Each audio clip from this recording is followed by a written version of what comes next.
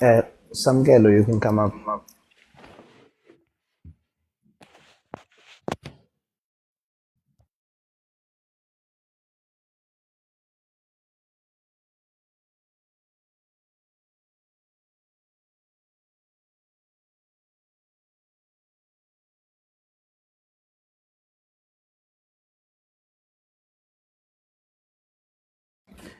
Good evening, gentlemen. Good evening. Good evening, guys.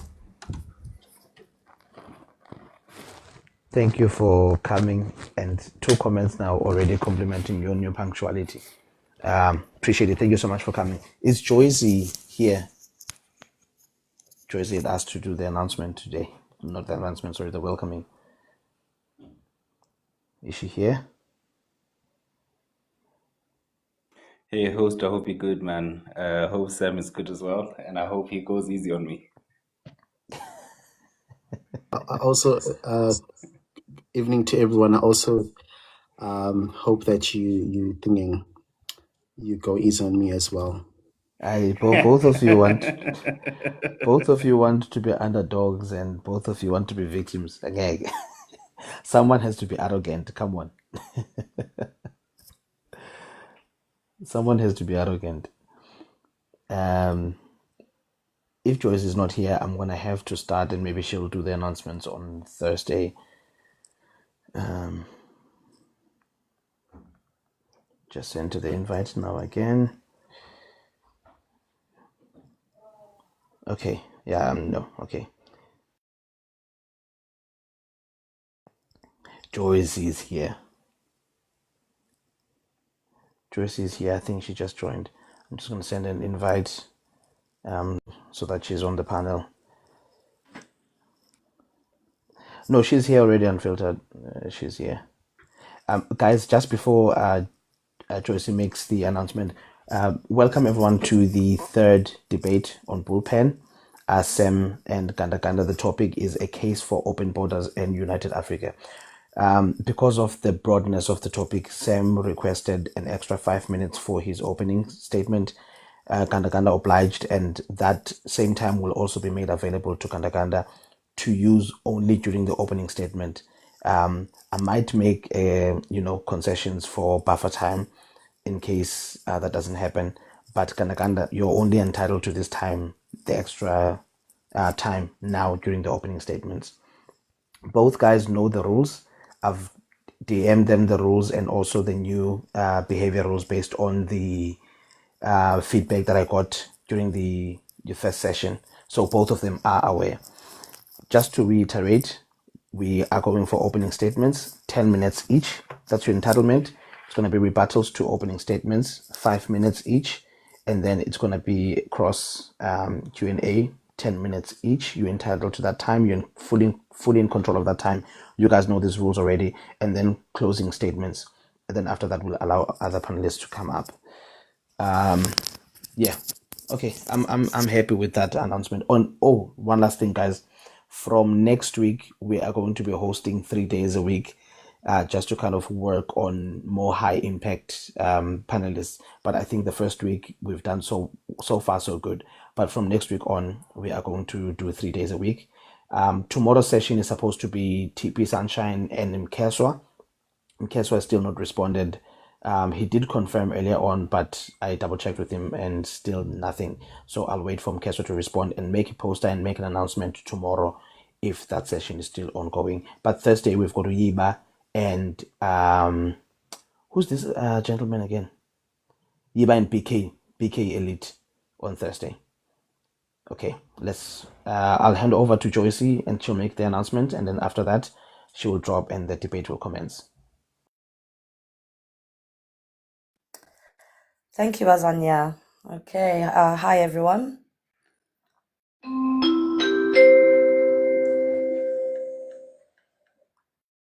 Good evening, everyone, and a warm welcome to the Bullpen. It's a pleasure to have you all with us for round 3. Tonight's matchup is one that you don't want to miss. We have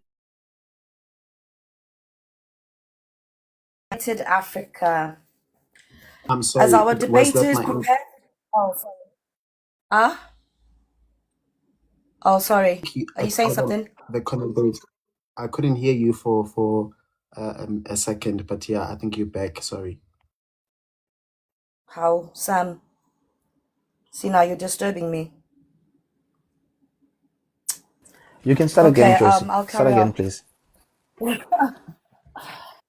Okay, but never mind because I had like sound effects in the background, but I just won't do it again. I'll just carry on with the verbal part of it, just to get things moving. Okay, good evening, everyone, and a warm welcome to the Bullpen. It's a pleasure to have you all with us for round 3. Tonight's matchup is one that you don't want to miss. We have GandaGanda in our top corner over there versus Sam in our bottom corner. The topic is open borders and a united Africa. As our debaters prepare to dive into this complex issue, I encourage all to get settled, ready your snacks and prepare your beverages, as this exciting, intense discussion might leave us all feeling rather peckish. But a word of warning, fasten yourselves into your seats as we may experience some turbulence on the way.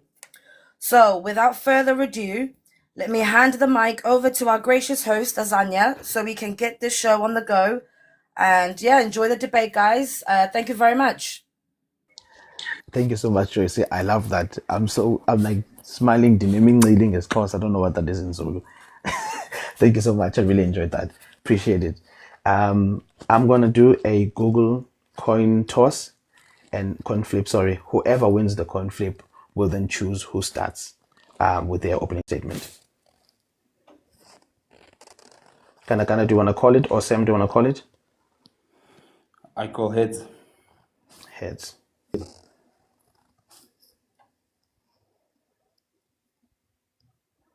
Okay, it's heads. GandaGanda, you choose who goes first.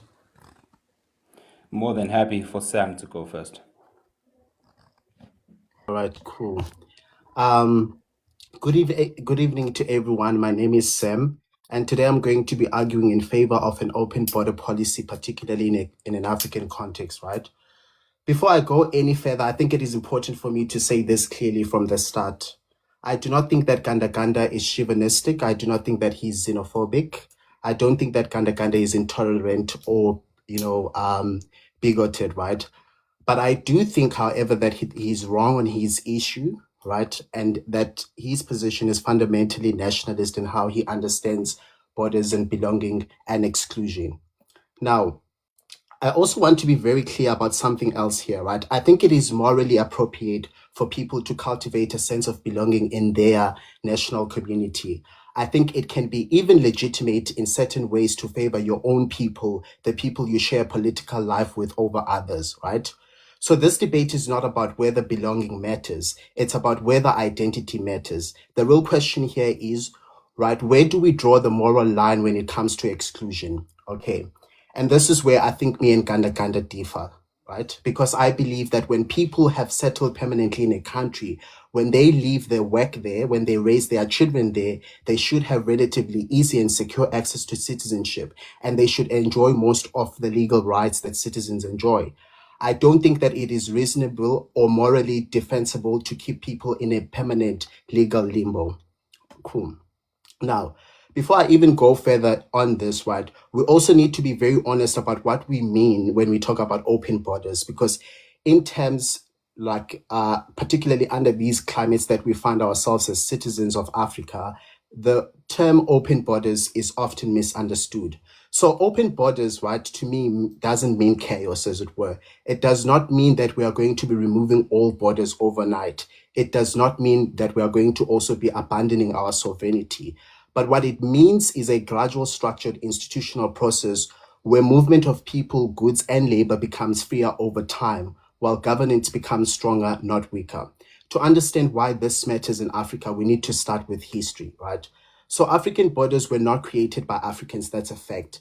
They were imposed during the Berlin Conference, where European powers divided the continent for extraction and control. Those borders were drawn with no regard for families, ethnic groups, existing nations, or social realities on the ground. Communities were split apart, trade routes were divided, right? Political units were created not to develop Africans, but to serve external accumulation by the capital West, as it were. And that's the original purpose that still shapes our economies today.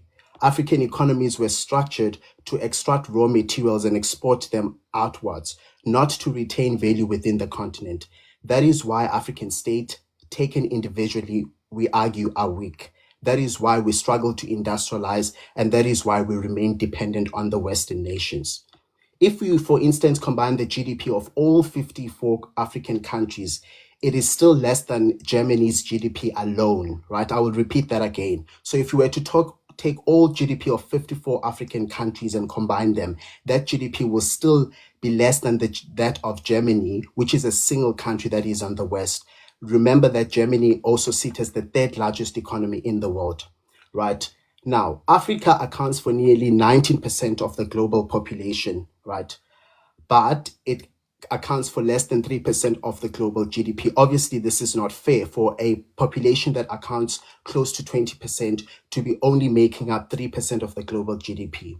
The other problem is that when we look at international, or rather inter-African trade, right, between Africans, it sits between 13 and 17%, meaning that over 80% of Africa's trade is still with outside world, largely your Europe, your Israel, and America, right? That's not accidental, and I don't think that anyone can say this is by accident. We all know this is structural due to the monetary systems that we are using, as the globe. So when we talk about borders in Africa, we cannot treat them as morally neutral, because we know they splitted families apart and stuff like that. And Africans never actually received justice on that regard. These borders actively, even today in this day and era, reinforce poverty, fragmentation, and underdevelopment that we see in African states, as it were.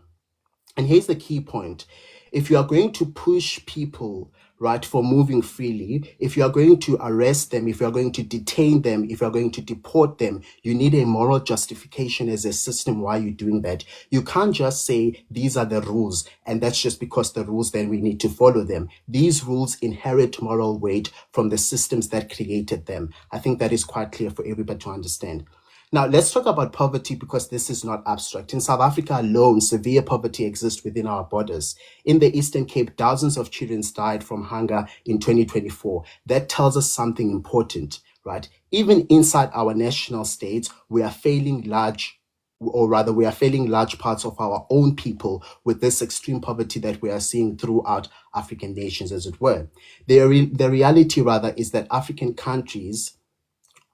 states, right, and I think we should all accept that, are too small, and they are too fragmented, and they are too economically weak to solve these problems individually, the problems of extreme poverty, and you name them, right? This is where Pan-Africanism comes in, not as a slogan, but Pan-Africanism comes in as a structural necessity that we believe that must be implemented in Africa. We argue that at best we need African unity. At least we need African unity, but at best we need African integration, right? And we argue that this is necessary in order for us to solve these systematic issues that I've already argued on the ground, right? We do not deny our differences as Africans, right? We actually recognize them, right? But it is also that, right, we share like common conditions, like I said already, we share widespread poverty, underdevelopment, and exclusion from the global value chain. So open borders with a Pan-Africanist framework are about creating a larger economic space, pulling labor and skills and markets, and retaining value within the African continent. Because one of the things that we identify that is a problem is the idea that African nations have not been able over time to keep the value of their mineral resources within the continent. And therefore we say through like freer movement and stuff like that, we'll be able to retain that as African nations, right?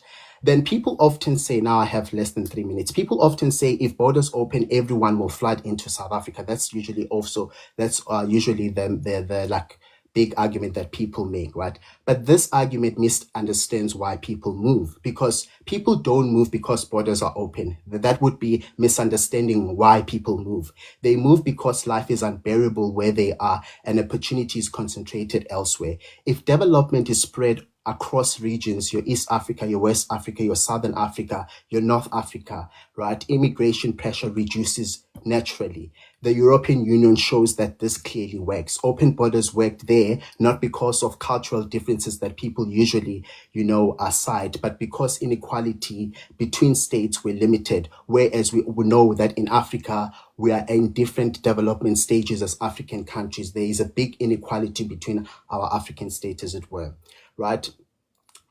We argue that open borders without development would obviously fail, but we also argue that development without freer movement is impossible. So we argue that these two must come hand in hand. So we need to have development as we open our borders. Similarly, we need freer movement in order to make development possible. Right? Others would say there is no country without borders, as it were, which I find that to be true. But borders are not the same everywhere. Borders can be walls, or they can be bridges. They can block human potential, or they can organize it, as it were. Right? So as African borders today function mostly as walls that protect weak elites, not ordinary people. What I'm arguing here for is not the abolishment of governance, but for the transformation of it, like your regional organizations, your immigration frameworks, your labor protection, your coordinated elections, and shared economic planning. This already exists in parts, though, through the African Continental Free Trade Area. The question is whether we are willing to take it seriously. Finally, let me turn to the moral core of this argument. We do not live in a feudal world where some societies can only become rich when others are poor, but we do live in a world where advantage is distributed arbitrarily by birth, and when borders freeze that arbitrariness into permanent exclusion, we must question it. The goal is not to absolute equality, but the goal is to shared dignity and opportunity. Africa is young. By 2023, half of new entrants into the global workforce will be African. By 2027, 1 in every 3 people in the planet will be African. That is not a threat. That is an opportunity. If we build the right structures, if we open borders within a Pan-Africanist vision, we are not going to erase nations, but what we are going to do, we are going to save them from irrelevance. We are going to save them from poverty and dependency. That is the argument that I'm making here today. Thank you so much, Sam. GandaGanda, your 10 minutes. Ngiqale ngokubingelela umphathi wohlelo, ngibingelele wena Azania, ngibingelele izingane zakwethu ezihleli kwi-comment section, ngiphinde ngibingelele nalo engizobe ngihilizisana naye ubhudi uSam. Ngithemba ukuthi wonke umuntu engikhuluma naye uyaphila. As I get into my argument, I think it is important that we understand something that is very distinctive between the argument that I will be bringing forward versus the argument that will be brought forward by my counterpart. I knew even before I started preparing for this conversation that we'll be debating two things that are very different and rather distinct. We'll be discussing ideology versus realism. What has been brought forward, as expected, is an idea of Africa that is nothing but an idea versus what I will bring forward that is an actual reality of where Africa is. And this is where I'm going to start. I'm going to break my argument down on the societies that live in Africa and the issues that they face, irregardless, or rather regardless, of the countries that surround them. And I will also then bring into account the conversation that we need to have as it relates to the leadership structures as well as the governmental systems that run in other African countries that make it impossible for the entire continent to unite, whether it is the freer movement of people or even the very values that we all carry as a human race within these shores of Africa.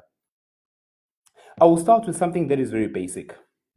South Africa alone has some of the best universities, not only in Africa, but within Southern Africa. Of the top 10 best universities in the entire continent of Africa, South Africa occupies 60% of the top 10 best universities in the continent alone. Moving forward, comparison to that, when you look at an article that was released in 2026, January the 5th, by the World Population Review, based on the 2025 numbers, it tells us that countries that have the lowest literacy rates in the entire continent goes as follows. The country in the entire world with the lowest rate of literacy is Chad. Number 2, second lowest is Mali. After that is South Sudan, followed by Afghanistan, the Central African Republic, Niger, Somalia, Guinea, Burkina Faso, Benin, and last, to complete the entire top 10, is Liberia. Of the last 10 countries that I've listed, only one is not an African country. That tells us that within African countries, there's already an issue based on the fact that within their own shores or within their own borders, a lot of African countries are not even able to educate or provide a certain sense of literacy for their own people. Moving forward, we then need to have a conversation based on the GDP of the African countries that surround us. South Africa as a country has a GDP that is the best in the entire continent. As last as 2025, South Africa's GDP is 410 billion US dollars. Within the SADC region, we have a country that has the lowest rate as it relates to GDP, and that is Zambia, with a GDP of only 28.9 billion US dollars. To put it into perspective for every South African that is listening here, the GDP of Zambia alone is less than half of the GDP of KZN by itself.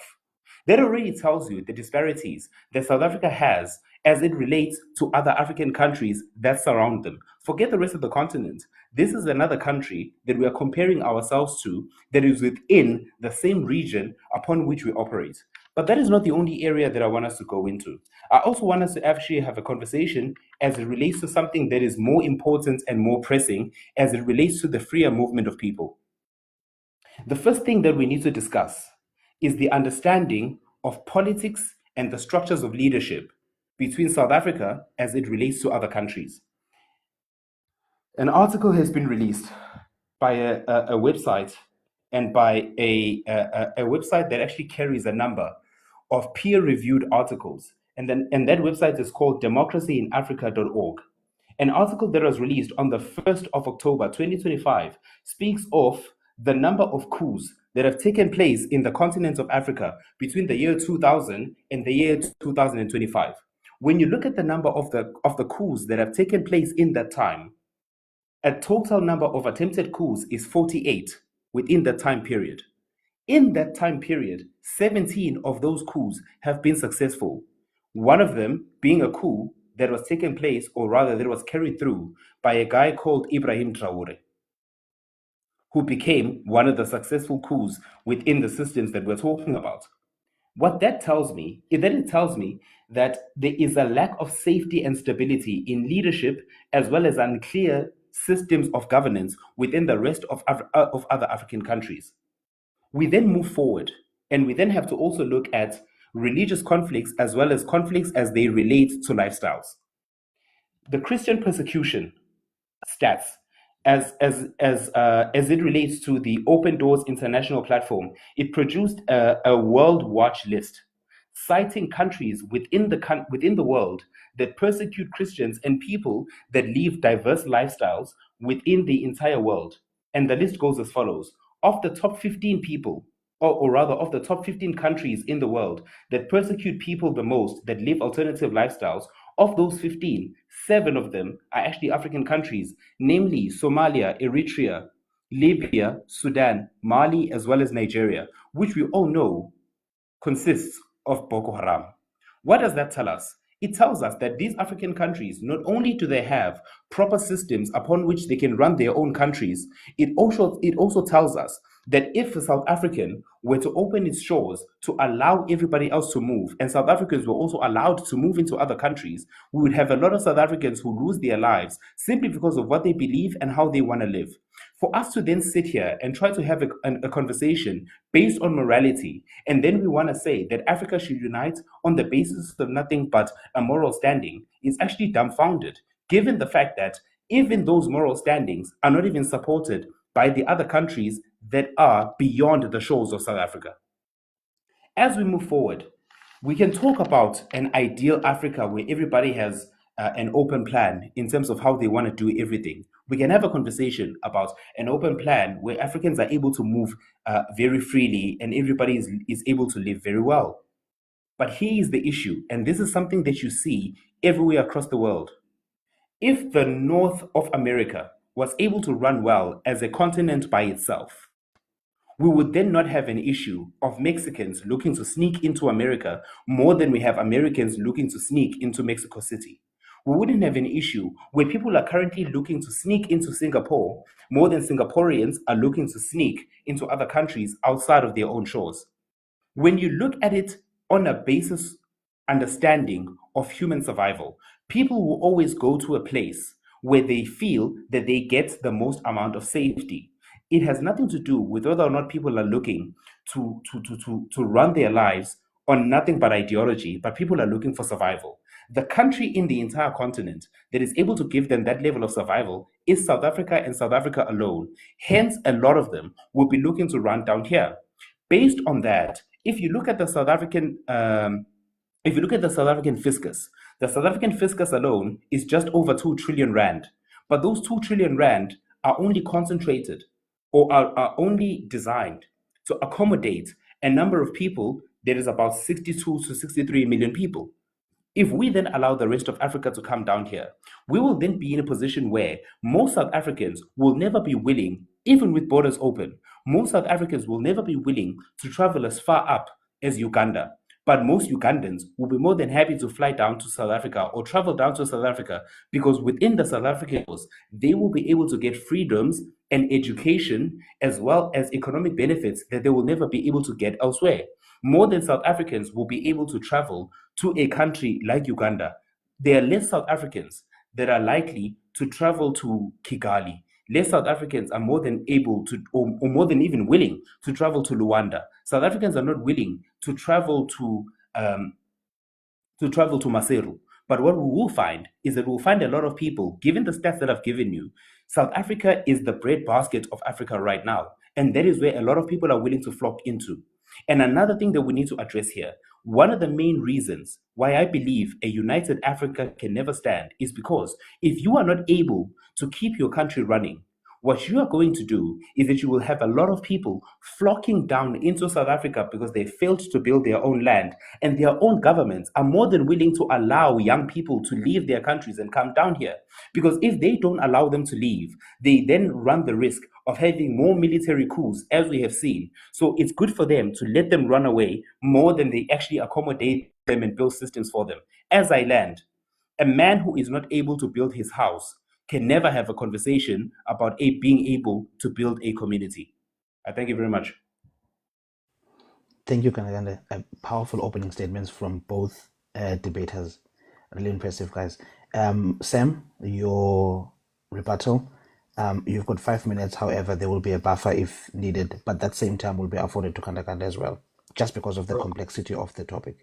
All right, thank you. I think when I first came here and make a submission on my opening statement, I did say that I think GandaGanda is being nationalist in how he views borders and something like that. I reject the idea that if we open borders, right, people are going to be flocking in Africa, because we have already explained that this would be done in a Pan-Africanist fashion where we would be distributing development in all regions of Africa. So, right, the argument by GandaGanda that people move countries because borders are open is flawed. Our understanding is that people do not move into country by country because borders are open. We say that people move into country by country because there is no better life or where they are closer, or there are no better opportunities where they live. So we believe that when we integrate our systems and stuff like that, right, we elevate them from this weak and desperate position that they currently find themselves in, right? We elevate them and we say that they are going to now be working on a regional level, right? And this is going to ensure that there is development, and development will bring opportunities closer to people in all regions of Africa. Now, if everyone in all regions of Africa is seeing development in their countries, right, there wouldn't be a need for people to move from one region to another, maybe from North Africa to South Africa, for instance, as it were, right? So we argue that this idea that people are moving because borders are open, we reject it. We say that people move because there are no opportunities that are closer to them, and then as a result they start moving and going on to look for better opportunities. And we argue there is absolutely nothing wrong with that. We argue that, right, this idea of nationality is sort of like arbitrarily, in the sense that it gives people advantage at birth, right? Just because you are born in South Africa, you likely have a better opportunity of a better standard of living than a child that is born in Zimbabwe. But we argue that people don't decide where they get to be born in, and therefore cannot be stopped from, having or pursuing their best potential just because they were born in a country that cannot afford them better opportunities, right? Just because we were born in Congo, now you must suffer the systems that Congo has been suffering for years and years. We argue that you should be allowed to move into places where you are going to afford yourself a better opportunity. We find that idea too nationalistic, and as Pan-Africanists, our view is to say that the common issue in all African countries is poverty. Now, South Africa, yes, is better developed than all other countries, but truth be told is that in South Africa as well, there is a lack of development, there is hunger. Like we did say that there are dozens of kids that died in the Eastern Cape because of hunger, right? We therefore say just because you are born in the Eastern Cape, it does not mean now you must be stuck in the Eastern Cape just on the basis that you don't have or afford to move to a better side of Africa. We argue that people do have the right to move to better areas in order to afford themselves a better life, right? And stuff like that. Also, what I want to rebut as well is this idea that our view is idealistic in a sense. We argue that this is not idealistic because we have already seen the AU practicing these integrated systems that we have already argued in front of this panel, right? We have already argued the African International Free Trade Area, where the AU literally said where they are going to be easing all type of restrictions in order to allow for a freer movement of goods around African countries. We have already seen this ideology being practiced. So this is not an idealistic ideology. This is an ideology that is just having a lot of troubles because of the infiltrations that are happening within the AU. And we believe that if we reform the AU as an institution that is going to represent the interest of all persons in Africa equally, where we will be able to elevate so many people out of poverty. So the idea that this is just an idealistic framework or something like that we are arguing on top of, we reject that. We say that this is actually been practiced, and it's just that maybe it's moving slowly and stuff like that. And we believe that the reforms ultimately are going to ensure that this process thinking. But what I just want to highlight is that we as Pan-Africanists reject the idea that where you are born must determine what type of standard of living or opportunities that must be afforded to you. We say that what must determine what type of a life a person lives is the amount of work that they are willing to put on their future. And if that means moves to Nigeria, if that means to move to South Africa, we totally accept that, because we believe that people should not be just limited on the basis of where they were born, and just because they are not South African, now they must live a less of life. We believe that if we were to spread development throughout all regions, there wouldn't be a need for people to move. People do not move because borders are open. People move because they are seeking for better opportunities. Thank you so much, Sam, for using your time wisely as well. GandaGanda, your 5 minutes to rebuttal starts now. Thank you very much, my host. There are two ways to address this. Number one, I think we need to look at what it is that is currently happening. And that is even before the open borders that Sam is talking about actually do take place. If we were to have a conversation about what is currently happening, the two countries in the entire continent of Africa that has 53, 54 countries now, obviously with the splitting of the Sudan, the two countries that actually accept, or rather have the highest number of foreigners flocking into their country that are African, number one is South Africa, and number two, it is Cote d'Ivoire. The difference between South Africa and Cote d'Ivoire, by the way, is the fact that Cote d'Ivoire receives most of its foreigners, and this is actually an article that comes from it comes from I'm not sure how to pronounce this. It comes from the obsimmigration.org. And it actually tells us that most of the foreigners that are accepted by Cote d'Ivoire, it is foreigners that actually come from countries that are very close to the Ivory Coast borders. And so for them, it is an easier travel than for them to come into South Africa. Namely, it's foreigners that come from Burkina Faso, Mali, and Guinea. So the reason why Cote d'Ivoire accepts a lot of foreigners second to South Africa is because it is closest to their shores, and those people do not necessarily have the resources to travel to South Africa. If they did, that is what they would do. How do we know that? It is simply because South Africa actually accepts the most number of foreigners of every African country. Most of them do come from Zim, they come from Namibia, and we also have a lot of foreigners coming into South Africa from as far wide as Nigeria, Somalia, Ethiopia, Guinea, Eritrea, and all the other countries in the West, or rather other countries in the East, namely your Tanzania as well as your Ethiopias, right? So when he says that, the idea of everybody in the continent will be able to travel and do whatever they want in different countries, what it currently tells us as we sit is that most people, should borders be open, they will always travel to a place that actually gives them the most amount of comfort and a good standard of living. Here's a simple example. If North America was open today and borders were open for everybody to travel, how many Americans would be willing to flock to Mexico versus the number of Mexicans that would be willing to travel up to the United States? The reality of it is, many people travel to where they feel they can eat the most. And right now, that is who South Africa is. There wouldn't be any South African who is saying, you know what, I want to restart my life, so I'm going to travel to Antananarivo. And so let me go and live in Madagascar. There'll be very few South Africans that are looking at it and going, you know what, let me travel here and go to Lubumbashi. I'd rather live in DRC. There'll be very few South Africans that are saying, Yazin, me living my life in Kimberley is boring. Let me go and live in Maseru. There'll be very few South Africans that are saying, I'm currently living right now in Rustenburg, but I'd rather go and live in Mbabane, in Eswatini. Most people would rather travel to South Africa more than South Africans would travel to other countries. If that is the case, and other people are willing to dispute the statements that I am making, then I'm happy for them to tell me how many of them have actually traveled to other countries, including you, Sam. I'd actually want to know, if it weren't for South Africa, which other African country would you actually look to say, I would rather have a better life there more than I would living in South Africa? That is number one. Number two, government structures play a massive role, because you are saying we need to be in a position whereby we are going to conduct all of this Africa and everything is going to be developed and everybody must do well.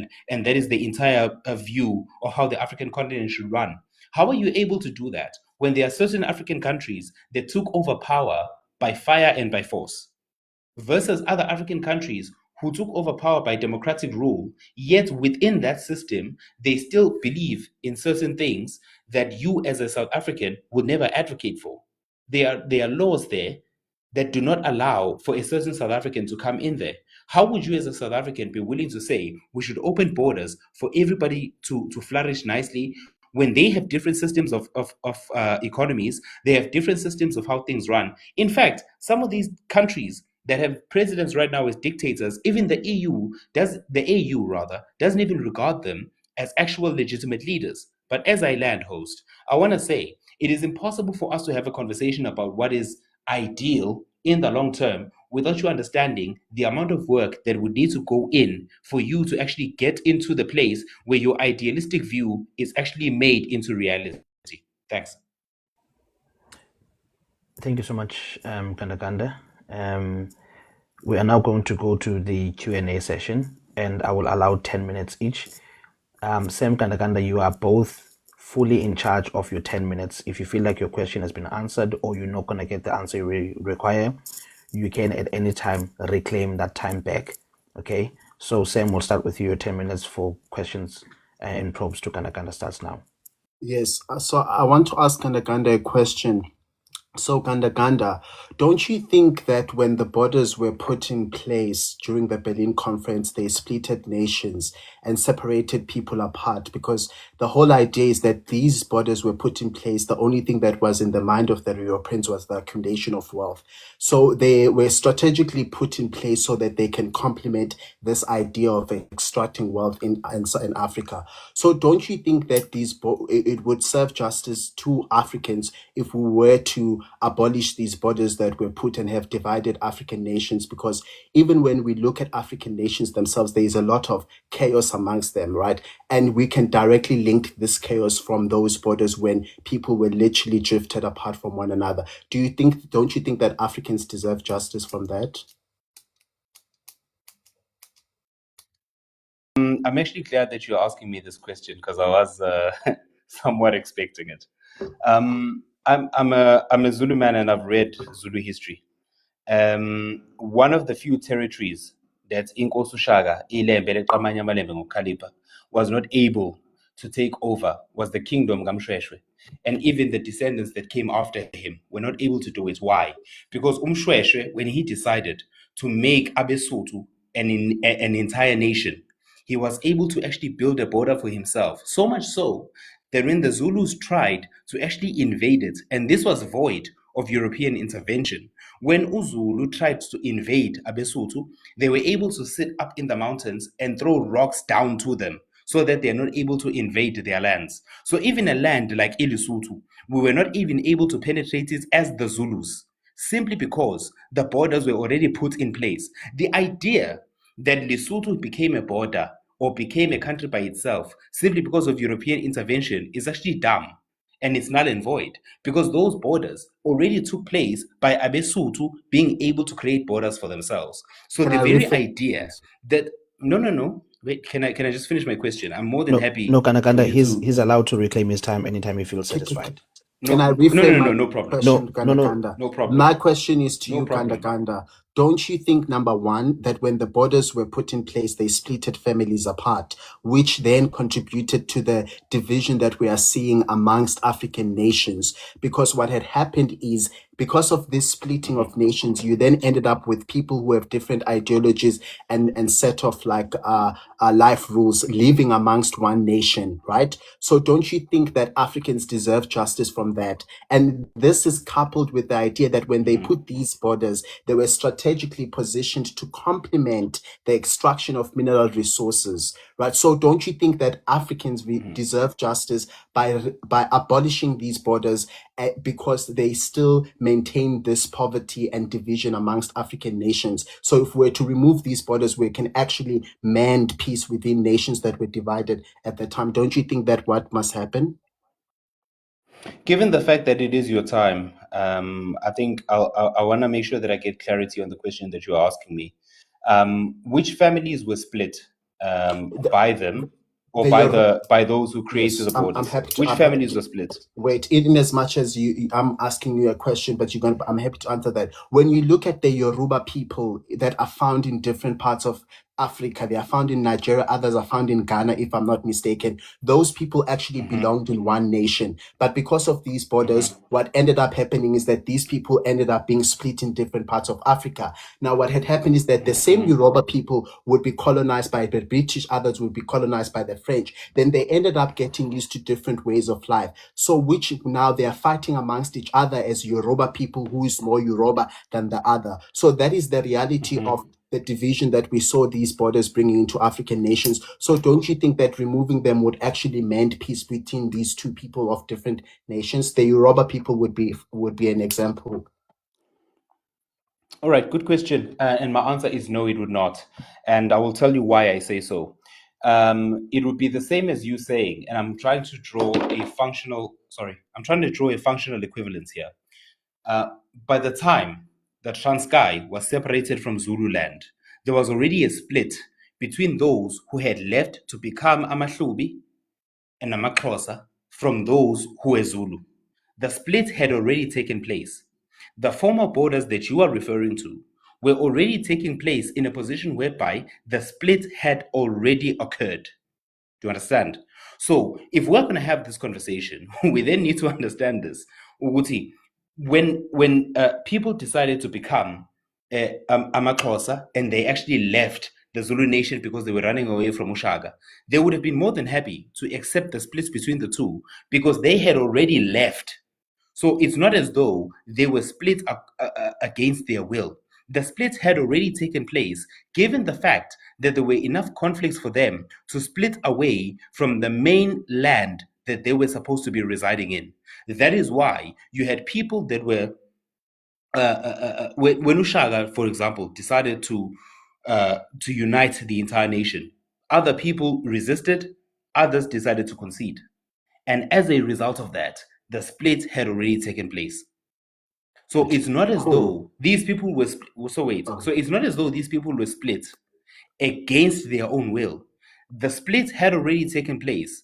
If you're going to talk about the fact that the borders were already put there, the borders were put there, we can always have a conversation about whether or not they restricted the reintegration. But to say that they are the borders themselves were the ones that actually created the split is actually not incorrect. Is actually not correct. Cool. So, GandaGanda, do you believe that just because a person is born in a particular country that is not able to afford its people better job opportunities, do you believe that that person must be trapped in that country just on the basis that they were bought in that country and their life should be determined by where they were born, right? Or do you believe that people have the free will to actually put on effort on their future, and if it means moving to a different country that will afford them better opportunities, they should do so? So do you believe that, in simple terms, do you believe that borders have created an inherited privilege in some instances where you are born actually determines who you become in the future? Borders of near borders, the principle of territory even existed pre-colonialism. So the very idea that even I could take my own child, ngiyithathe as umZulu ngiyise emahlubeni, I would have also had to deal with the fact that amahlube would have had to actually accept what it is that I bring to them before my child actually comes there. So the principle of borders is actually not dumbfounded on Africans, because that principle by itself actually existed pre-colonizers came through. So let us not have this conversation and make it seem. I'm sorry. Sure, The question sure. is, GandaGanda, do you think that it is morally justifiable? So can you defend the idea that just because I'm born in Congo, and remember, I cannot control where I'm born, and Congo cannot afford me opportunities to live a better life, do you think I should be stuck in Congo on the basis that I am from Congo and therefore should suffer the consequences of the Congolese and their economic system? Don't you think it is justified for people to be allowed to move in places where they will be able to make their lives better? Right? So that's the whole question to say. Don't you think that is morally justified? Oh, no. It's a very good question. Thank you, Sam, for clarifying it.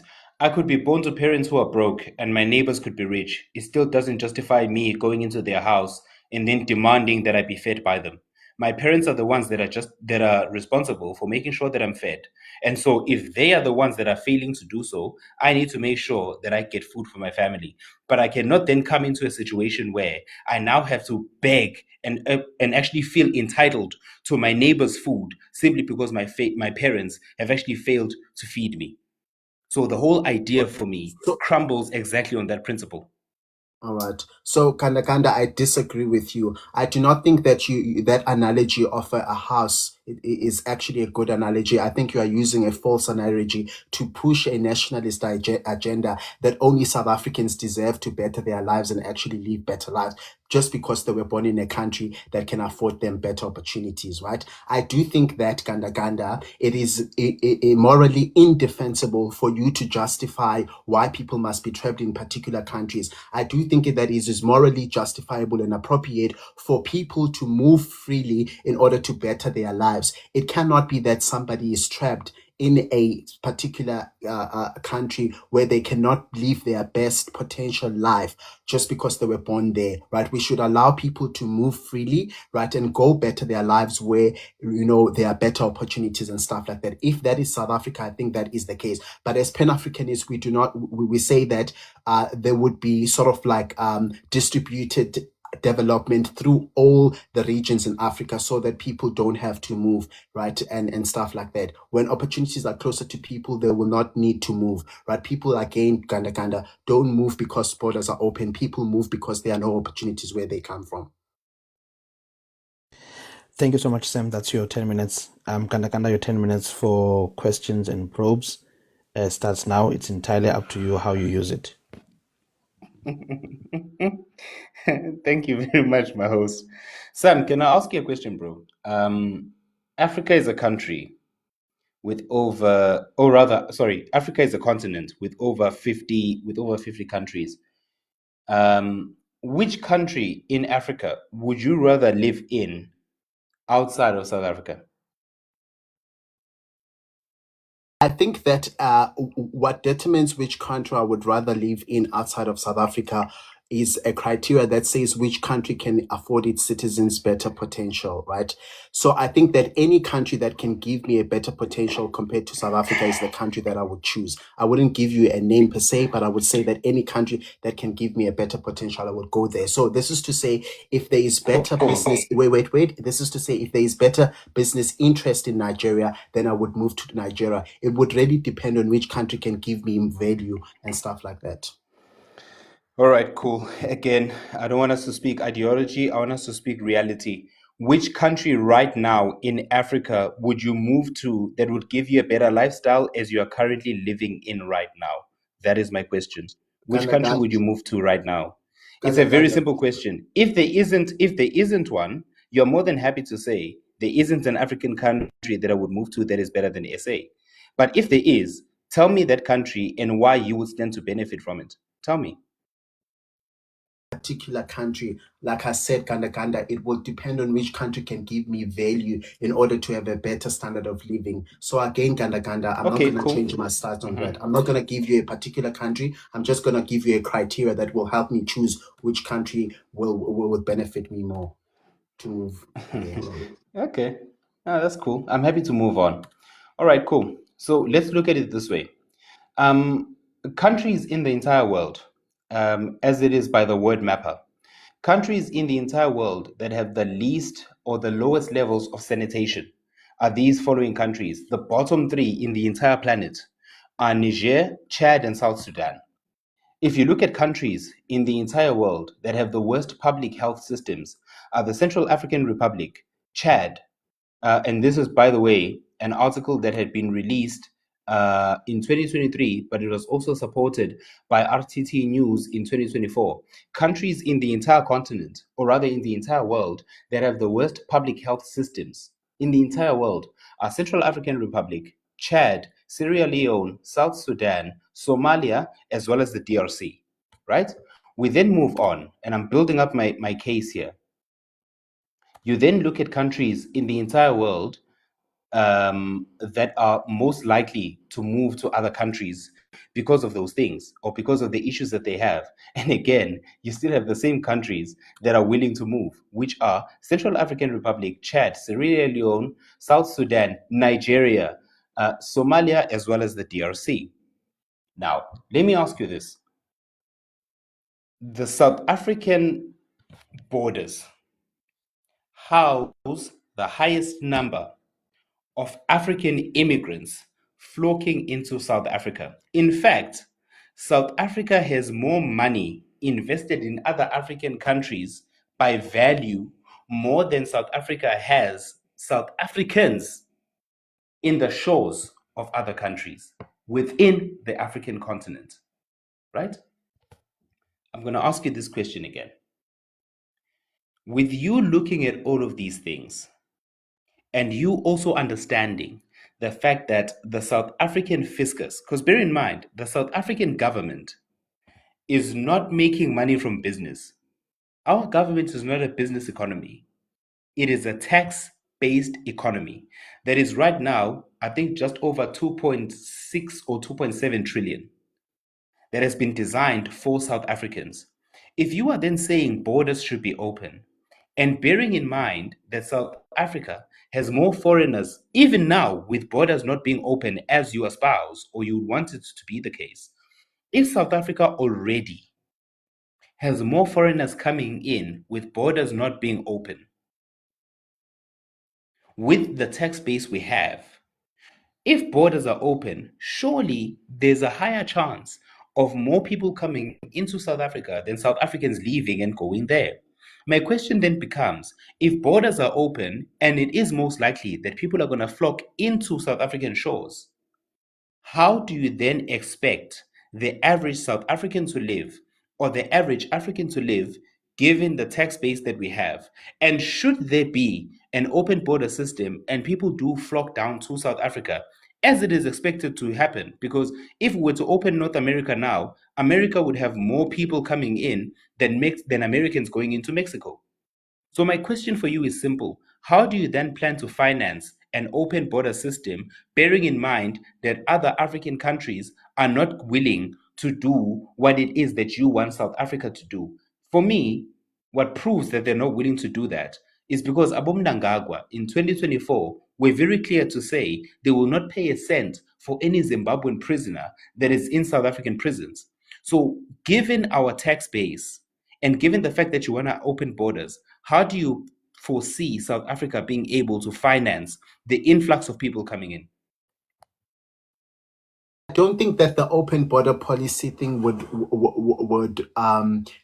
have to be handled by a South African government. I think it would have to be handled by this united institution that we are talking about, be it the AU or something like that. That is the AU. It's not going to be the South African government that's going to be funding this. It would be the AU, this united African institution that we will form that is going to ensure. I think I did say in my submission initially that this is the organization that is. Again, host, I reclaim my time. You are saying the AU will step in as far as that is concerned. Can you tell me the AU's efforts in trying to solve the issue of Boko Haram in Nigeria? I think it's irrelevant for the purposes of what I'm answering here. Oh, it is. I think it's completely. Wait. No. I will tell you. No, it is my time. It is my time. So I will substantiate the point that I brought forth. If you're going to tell me that you expect the AU to step in and do work as it relates to South Africa spending money on the ideas that you're proposing, then we need to have a conversation about issues within the continent where I would want you to say the same AU that you expect to step into South Africa. I actually want to see their body of work in terms of what they have done as it relates to more pressing issues in Africa. For God's sakes. All right. Wait, I'm not done. It is my time. A thing like Boko Haram, or an institution rather, or an organization like Boko Haram is running rampage in Nigeria. Can you tell me what it is that the AU has done to intervene on that? And if they're not able to intervene on women or young women being kidnapped and raped, what makes you think they'll be able to intervene on South Africa's fiscus? Yeah, I think that you take the AU as it currently stands. So I do need to consider that there are reforms that need to be done in the AU in order for it to be functional and actually be an institution that is able to solve conflict in Africa. I think that in my argumentation, I'm not taking the AU as currently it is. I'm looking at a reformed AU where the AU literally has more power to preside over its, jurisdiction or African, problems as far as it possibly can. Hence why I told you that we believe that the AU is still a relevant institution that actually needs just reforms. So I do think that it is disingenuous for you to take the AU as currently as it is and say it will be the one that is going to implement the open border policy. We say that this is not the AU that will implement an open border policy. It would be a reformed AU that will be implementing an open border policy, right? So I think that is what you don't understand with the entire argument. Okay. So basically, your argument is not based on what is happening. Your argument is based on what you would want Africa to become. Am I correct in saying so? I wouldn't say that we need to reform the AU if it's not based on what is happening. My argument No. is I'm not talking. Wait. Wait. I just want to make sure I clarify my question. I do have 45 seconds. I just want to make sure that I understand this. Based on the submissions I've listened to you making, everything that you have said is less based on the facts that we are currently dealing with. It's more based on what you would want Africa to become. So I'm No. asking you, if you are saying this is not the AU we currently see, it's what you would want the AU to be, that basically you are speaking from ideology more than the reality of what we are. No, I wouldn't say Am I correct? GandaGanda that we wait. I wouldn't say GandaGanda that we need to reform the AU. If I'm being idealistic here, I did reject that that stance from the beginning. That my ideology is not idealistic. In that I'm telling you that number one, the AU that would be implementing open border policy is not the same AU. It would be a reformed one. Sorry, Now, why Sam. would I say GandaGanda? We need to reform Sam, the I'm not. AU. I'm not because cutting It's we're you. okay. idealistic. Sam, hold on. No. I'm not cutting him. I'm not cutting him. Host. Hold on, Kandagan. Let me just clarify something. I'm not cutting you, Sam. Okay. But I'm gonna give you I'm gonna do this for both of you, just for maybe 2 minutes or at least 4 minutes. Sam, you'll have just this is not a closing statement, okay? Just 60 seconds for you to get out what you were saying now, and then I'll go to Kandagan for 60 seconds, and then More we'll than go happy to with closing that. statements. Is that okay, Sam? More than happy with that. Yes.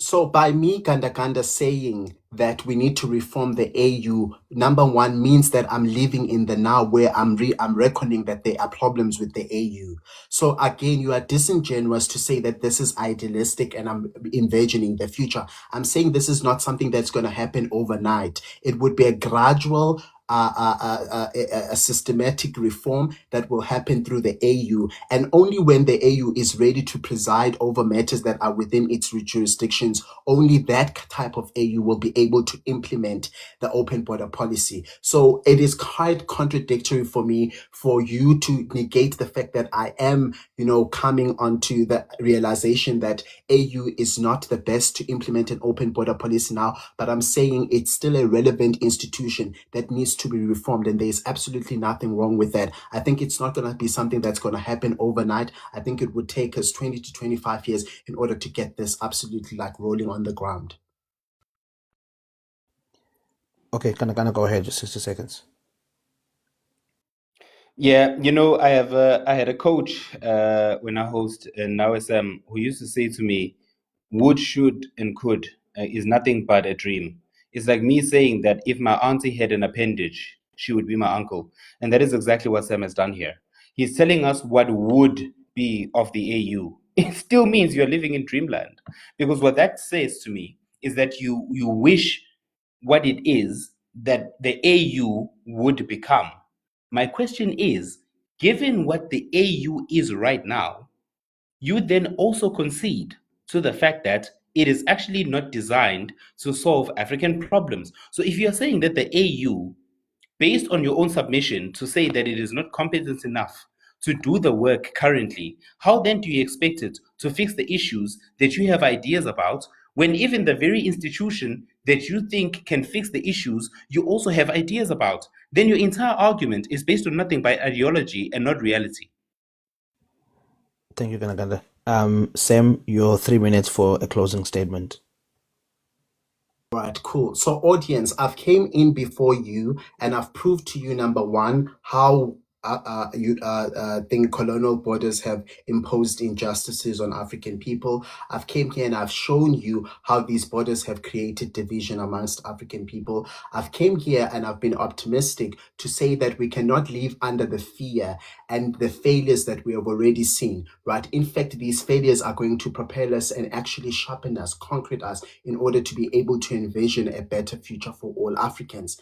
Audience, I've came to you here and I've proven to you that it is morally indefensible to expect people, right, to be poor and be stuck in their nations that cannot afford them better lives just on the basis that they are living on those better lives. And every system, audience, must have a justification. It cannot be that it is justifiable to say we're going to trap these people, because that's what borders do. They are just like trapping people who are vulnerable and poor in certain spaces as those who are born and bred in countries that are well developed, right, through, by the way, injustices, right? Because when we look at all these developed countries, they are developed through the oppression of other countries, as it were, right? In order now for us to expect, and morally, right, on a moral basis, for us to expect countries that have been taken advantage of, exploited by these countries that are wealthy today, right, to expect their citizens to be stuck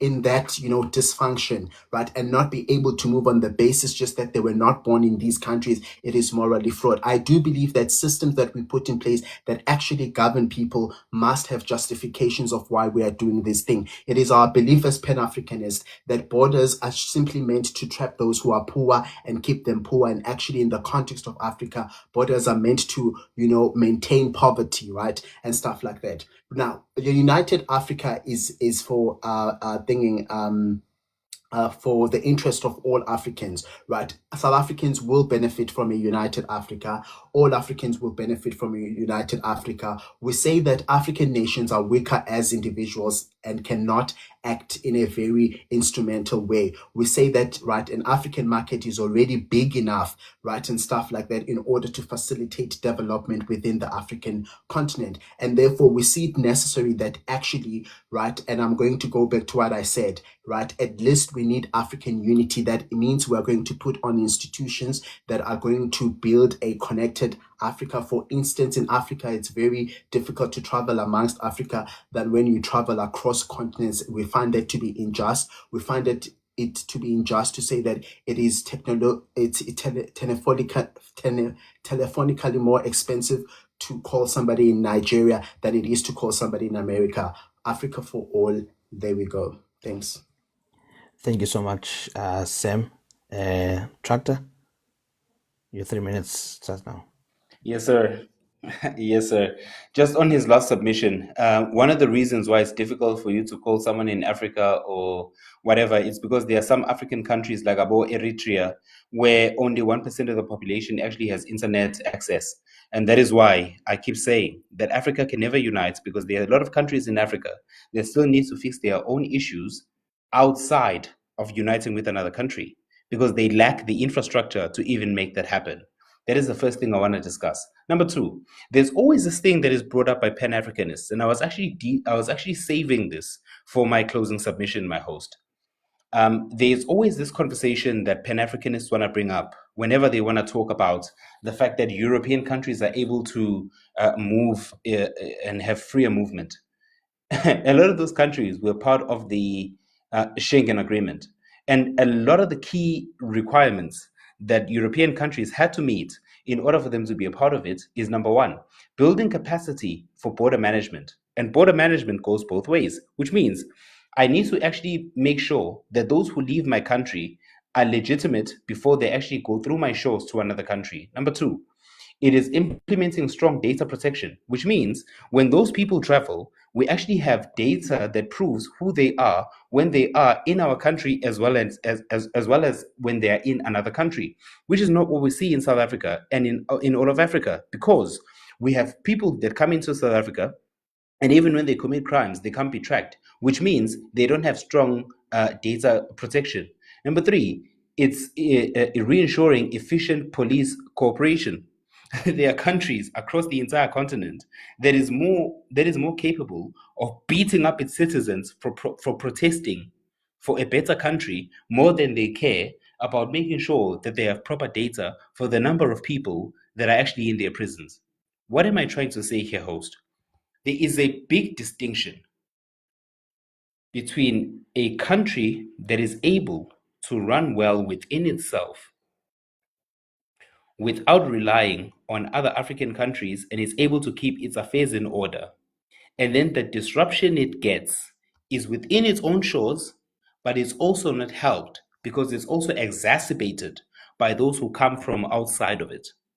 What I advocate for is that we must deal less with people that come here with ideological views and dream cuckoo land and want to come and say, we need to make sure that the continent is running nice and this is how Africa should be.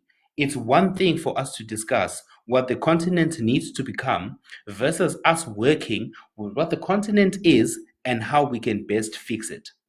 I am saying every country must fix itself, and I will reiterate as I land. I will reiterate what I said at the beginning. A man who cannot fix his own home has no grounds to tell the community how it needs to run. And that not only speaks for South Africa, but it speaks for the other 53 countries within the shores of this continent. I land.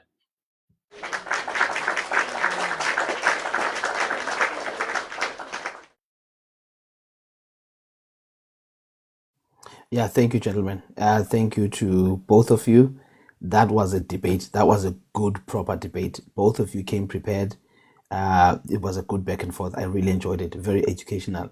It's one of those debates where the grass didn't suffer, the grass got fertilized. So thank you so much for your time, your commitment. Appreciate it so much. Just before I bring the panelists up, in case people thought I was lying when I said I'm flipping a coin, there it is. That's the Google coin right there.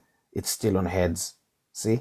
So just in case people think that I'm just saying I'm flipping a coin, I actually do flip the coin. Right, okay. I'm gonna let the panelists up now, but come on, be fixable. I'm gonna let the panelists up now, but just before I do that, to reiterate on the rules as yesterday. Sorry, I'm trying to fix this thing. TikTok is confusing, guys. So the rules for the panelists that are going to come up is that each of you will get 3 minutes to ask questions or make a statement to each of the panelists. No ad hominems at all, no swearing, and if you have multiple questions, please ask one question at a time and allow them to answer that question. The 3 minutes is completely yours. You can control it, but please be respectful. Yeah, okay. I'm going to start bringing people up now. Your favorite Jollof, yes, when your favorite Jolofina, you know this name grinds my gears, but you just do it on purpose so that you annoy me. But you were the first one to request, so that's why I'm bringing you up. And then it was Kaiser 41, Okoro, Gospel. Right. Please keep your mic muted, gents, until it is your turn to speak, and then you'll be able to speak. Where's your favorite Jolofina? Actually, why am I looking for you? Because that name really frustrates me. You do it on purpose. Okay. I'm happy for us to start with the questions to the panelists. We'll start with 41. 41, your 3 minutes starts now. Thank you, Azania, for another great debate. GandaGanda, congrats, man. That was pretty epic. Also, Sam, you didn't do too badly yourself. My question is to Sam. It's a two-parter. Sam, is it not true that the original African Union or the Organization of African Unity in 1964 had the opportunity to redraw the colonial borders? Okay, so they did. So the Organization of African Unity was created after most African countries had gained their independence, and African leaders had the opportunity to redraw the colonial borders, and they decided not to. So what do you say to that? Is that not are you not contradicting yourself, saying, oh, but colonial borders this, colonial borders that, when African leaders had the opportunity to redraw the borders? We'll look into that. I wasn't aware of it. That means I can't answer that question. Okay. Okay, well then it doesn't really help that I asked the second part. Yeah, I think you should go just do a little bit of research into this and see how that fits into your narrative, because the opportunity has been there, and African leaders decided, not European leaders or US leaders or Asian leaders, African leaders decided to keep the borders. And I can tell you why. They would have the exact same effect as what we are experiencing now in all African countries. Because you cannot have an open border policy, a blanket or open border policy, and just allow people complete free movement. Because what would happen is what's happening in South Africa now, where Nigerians would come here and they would create their own little Nigeria within South Africa. What does that do to South Africa's national sovereignty? What does it do to South Africa's national sovereignty when Zimbabweans come here and they come create their own little Zimbabwe, or Mozambicans come in here and they create their own little Mozambique? That is why I say it again, African leaders, not colonial leaders, African leaders decided to keep colonial borders. I rest. Thank you so much for the one. For the one, yes, you'll get to respond, Sam. Don't worry, my brother. For the one, do you mind if I drop you since you finished and bring up Sam? You will have a second bite if there's a. Thank you so much for the one. Sorry, bring up Pitch Black. Just to balance the thing, guys, the next person, if you can kindly have a question for GandaGanda so that Sam doesn't feel bombarded. Sam, go ahead, you can respond or make a All right, comment on cool. that. Just to comment on what Ulokuzana, who's this guy 418 said, I think that number one, it is reasonable to expect that people who have permanently migrated in the area, integrate on the area, right? In a number of ways, whether they go to schools that teach them the language of the area. But I'd completely think it is unreasonable to expect people to change their religious stances, right, and who they are overnight just because they've relocated. Yes, people can integrate through learning the culture and the language of that particular society, but it is unreasonable for you to expect that they change who they are, their cultures and stuff like that. So I think, I think it's unreasonable. Thank you so much, Sam. Anyone who has a question for GandaGanda or a comment to make towards GandaGanda? Thank you, host. I do have a question for GandaGanda. But let me start by saying this. Gents, well done, man. That was a very good debate. I feel like there was strength from both sides. As much as I'm not for open borders, I feel like Sam really came with the weapons. He came gun blazing, and he presented very good arguments. And I'm very impressed by the gents. What they did was amazing. I really enjoyed it. The debate was matured and stuff like that. So my question to Ganda will be, okay, Ganda, Sam mentioned the AU being reformed and stuff like that. Don't you look forward to something like, don't you think it would be beneficial if Africa would have a AU that is reformed, a AU that is responsive to African issues, a AU that works for Africa? Don't you think that would be beneficial for Africa? Wouldn't you want this continent to be powerful and independent? That's my question to you, Ganda. Cool. Host, can I respond now? Yes, go ahead. Right. True Gospel, my brother, I hope you're good, man. I hope you're doing well. So I deal in the realm of reality more than it is idealistic. For example, I'm not sure if you're aware, but the same AU that you're speaking about actually doesn't recognize the leadership of a president or a leader of a country like Ibrahim Traore as a legitimate leader of a country like Burkina Faso. The same AU that you're talking about actually doesn't regard him as an actual leader of the country, which tells me a lot, given the fact that the AU also has structures that they have put in place to recognize actual governance and how said governance has been acquired. It recognizes democracy, and according to them actually recognizing democracy, they are able to understand that a leader has to be somebody that has been selected by the public. If you understand what democracy is, it's split into two words: demos kratio, people to rule. It comes from the Greek, right? And because we understand No, and but the that was AU, not my question, wait, though. no, but that's where I'm going. I'm answering your question with the last 20 seconds that you have, if you'll allow me, my leader. What I'm saying is, for me, it's a good conversation for us to have, to say there needs to be an AU that stands for everybody. But the reality of it is, the AU as it stands right now would have to actually comprehend that there are so many African countries that run in different ways. So even if the AU were to say it supports everybody, how then does the AU itself, even if it was the most idealistic, how then would it be able to balance between a country that says anyone who is LGBTQ needs to be unalived versus another country that says it is legitimate for those people to get married. How does the AU balance it? Africa's But issues are beyond the Ganda, AU. yeah, but Okay, guys, Africa's the AU. 3 minutes Wait, the 3 minutes is exhausted. no, Gospel, but you'll have a second bite. you get. Yeah, he'll have a second bite. The 3 minutes has been exhausted. Can I just clarify? No, sure, no I problem. wasn't skipping you, Kaiser. I'm implementing suggestions and feedback from people.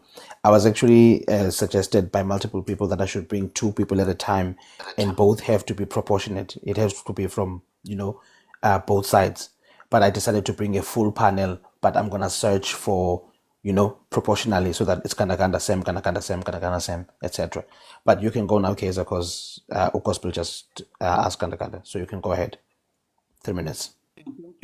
Debate Kasem is purely idealistic. I don't think he can deny it, because that's the reason why he couldn't just name a country where he would stay, but rather he would name an ideal that would motivate him to migrate to a particular country. Just name a country. Which country? That is realistic. No, the country I would move to is one that feeds my blah, blah, blah, blah. That is idealistic. You are presenting an ideal. I don't know why you would deny it when GandaGanda says your argument is purely idealistic. Because on every layer, you are presenting an ideal. And you say you were realistic by admitting that is not the current AU that will be implemented. If you were realistic, you would have introduced the fact that AU as of right now is not fit. You only became realistic because GandaGanda pressed you on it. He said, are you talking about the AU that can deal with the issues like Boko Haram? Only then did you become realistic. Only then, as an afterthought, did you raise the fact that you are not the current AU. So you were not realistic. You were made to embrace reality by GandaGanda. You didn't initiate the realistic state of the AU. It was introduced to you and you embraced it because GandaGanda made you, he snapped you into reality. So don't say you were realistic as though you volunteered that take. You only reacted to GandaGanda's pushback rebuttal, which was effective. Also, what you are arguing is to say South Africa must be donated to the less fortunate, basically. Countries which are doing well must be donated to the less fortunate. Now, you are centering those who were born into countries which are bad and dismissing those who were born into countries that are good. We also didn't choose to be born into better countries. And our interests also have a right to be considered and to be preserved and to be protected. And you say, no, we won't just open borders, we will distribute development. It's not only development that you have to distribute in these countries. It's not only development that's a push factor. You must also distribute human rights. You must also distribute democracy. You must also distribute all bruh, this is just a daydream. It's not just an issue of distributing development. This time is too little, bruh. And also, you are arguing while contradicting yourself. Because all you should say, you say that people don't migrate for fun, they are chasing development. Then distribute the development automatically. There won't be a need to open the borders. Case closed. Kaiser, don't worry. I know the time is small. You'll have a second bite later on. There is a request, so I have to drop you, but request again. I did drop Gospel for Just Kings as well. Anyone who is here for GandaGanda? Because I think that was for Sam. Yes, Sam, you'll respond, bro. Yes. Actually, I would like to ask GandaGanda. Wait. Hold on 1 second, Ukolo. I forgot to give Sam a chance to respond. Pardon me, Ukolo. Go ahead, Sam. On my opening statement reads, I'm just going to read like a paragraph of it. Opening borders does not mean chaos. It does not mean removing all borders overnight. It does not mean abandoning sovereignty. What it means is a gradual, structured, institutional process where movement of people, goods, and labors became freer over time, while governance becomes stronger, not weaker. Literally, I said it on my opening statement that number one, opening borders will be a gradual, it would be a structured, and it would be an institutional process, right? And I said this will go hand in hand with stronger governance. So I feel like the argumentation by Kaiser that has been brought into me is not informed by what I propose. I just feel like he did not listen to what I had to say in my opening statement about the issues that he raised, because it's literally on my statement right there. Thank you so much, Sam. And I appreciate you being short in your answers as well, so I don't have to rush you. Uxolo, your 3 minutes. Yeah, thank you, host. Greetings, everybody. Powerful submission, GandaGanda. Thank you for being, realistic. I have a few questions. Do you think Pan-Africanists understand systems?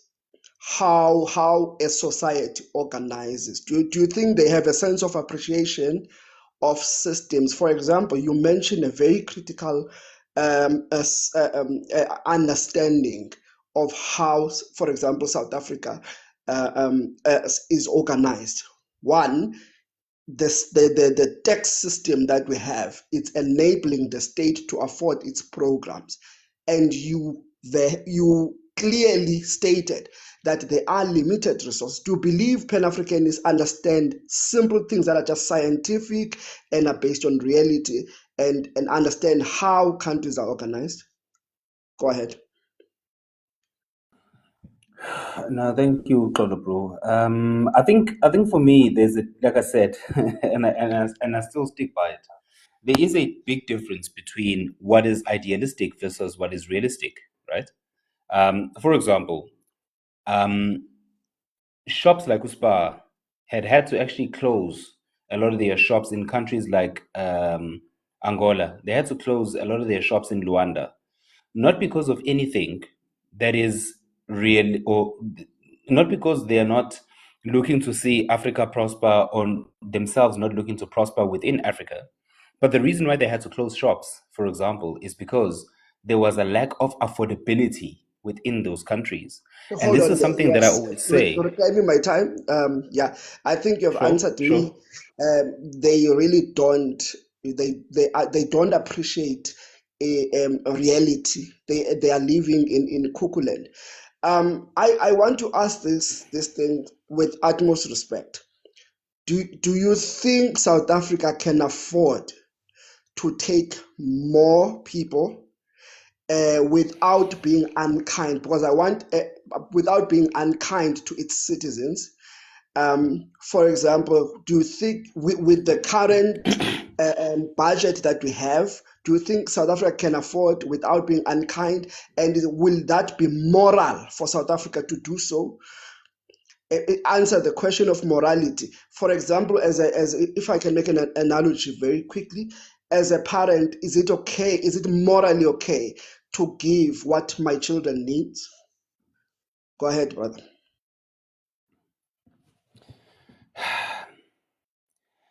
I first need to take care of my own before I can think of anybody else. And for me, what I always find strange about the conversation regarding, oh, by the way, host, I'm responding to Uxolo. Then after that, we can move on. I hope that's Yes, good. that's okay. Just 30 seconds. Sure, no problem. The responsible thing for any leader to do is to first account to those he leads before those who want to benefit from their leadership. I hope everybody is able to understand that nuance. For me, my duty is to make sure that those who expect responsible actions from me are the ones who benefit from my responsibility. Then, with what I have left, I'm then able to take care of everybody else. I mean, I think it's very simple, right? Like I said, we can take it from a minuscule perspective. If I have kids that are hungry, I need to feed them first before I worry about running an orphanage. If my own kids are starving and I'm busy feeding everybody else in the community, I'm a terrible father, but a great guy in the community. I would rather be a good father that is unavailable for everybody else, but at least in my own family, my own bloodline is able to live well. It is very simple. And I don't understand how this principle is always twisted for it to be then misconstrued as you being heartless. It is very basic, right? Everybody else lives life that way. So for me, my bro, it's very easy. A lot of the ideas that are being espoused here are being espoused by people who they themselves, if they had 100 rand and they knew that their kids needed to buy school books, they would still not be willing to give that 100 rand to the guy that is begging at the traffic light. They would rather take that money and go and spend it on the school books that their kids need.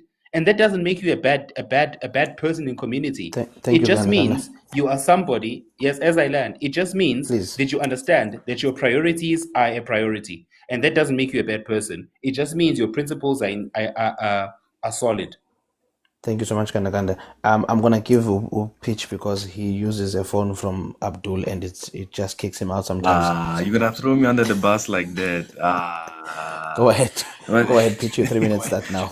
But anyway, I have a question for GandaGanda, but I have to congratulate the debate was very well. I think Sam did very well. In fact, I see a lot of comments saying that Pan-Africanism is idealistic in a way, but however, GandaGanda's own arguments dispute that Pan-Africanism is idealistic. I'm assuming GandaGanda himself is a patriot, right? And 418 himself even came up. Yeah, what I find very funny about the whole situation is this. Those African leaders in the OAU all those many moons ago did not vote for Pan-Africanism. They voted for the current Africa, right? On top of that, what GandaGanda and or the patriots are preaching, and I'm assuming they are preaching the idea that every African has to go back to their own country. And this is my question to GandaGanda. And could you answer as quick as possible? Do you believe that every African must go back and fight for their own countries? Yeah, they must go back and fight for their own country. I think you know the talking point. Do you believe in that? Saying go back, I think, is misconstrued. What I'm saying is every African country must fix their own country. That is my statement. Oh, all right. Okay. The irony about that is that not only did the OAU vote in the patriotic stance that hasn't worked for the last 60 years in Africa, Nigeria themselves in the 70s had an oil boom, which attracted over 2 million African migrants. But when the oil markets crashed in I think in 82 or 18, they decided then the president at the time, I forgot his name, just forgive me, but the president of the time started asparaging things like, no, people must go back and fix their own countries. We cannot there's not enough resources. They use the failures of the government to blame it onto the failures of foreign nationals. So Nigeria, and we're talking pure, non-idealistic, but results here. Nigeria practiced that. They had the whole Ghana must go, 2 million people were chased out the country, blah, blah, blah. How is Nigeria today? It has somewhat, by your own standards and your own admission, failed. The Central African Republic and all those African countries you have mentioned are results of colonial legacy and colonial borders because those countries are made for extraction purposes. So, to be honest, in my conclusion, I think the patriotic stance in this question, especially in the context of Africa, is actually idealistic, and Pan-Africanism is realistic because you can't hold Pan-Africanism accountable for things in of itself it did not govern. But yeah, let me land with that. But yeah, great debate, guys. Thank you so much. GandaGanda, I'll give you a chance to respond now. Ukolo, sorry, bro, I had to drop you. I dropped whatever speaker spoke before if there's a request. So I had to drop you, Ukolo, just to bring up the request. GandaGanda, go ahead. The biggest economies in the world are not built on them actually building them with people that are close to them, but instead they build their own economies based on countries with whom they can trade with appropriately, where both parties actually stand to benefit. That is why I always say that for us to just trade based on the basis that we are all African actually is dumbfounded. Because if you look at countries like the Middle East, or rather areas like the Middle East, you look at countries like the UAE, one of the biggest countries that the UAE trades with, that actually generates most of their incomes from, is actually China. And then outside of China, because now their oil reserves are running low, they actually generate a lot of money that is actually coming in through tourism. And most of their tourism doesn't even come from their own region, it comes from outside of the Middle East. The USA doesn't generate most of its money from countries that are in North America, i.e., Mexico or Canada. It actually generates most of its money from China, that is in Asia. Same thing with China itself. It generates most of its money from countries like South Africa, countries like Zimbabwe, and countries like the USA outside of its own shores. So this whole conversation about the fact that countries within Africa have to benefit simply because we are all in Africa and as a result we must all do well, that is not how things are, and that is not how the world works, right? So for you to then say that it is idealistic for me to say, Uguti, what's this patriotism is actually an idealistic view. No, when I say patriotism, I'm saying South Africans must be put first, and we must not just be in a position where everybody must be floating around in the name of us belonging in the same continents. Ergo, we must then all function together and live kumbaya. I am saying I am happy to lock my doors, and the only people that are able to come through when they knock are those who I know they will bring value.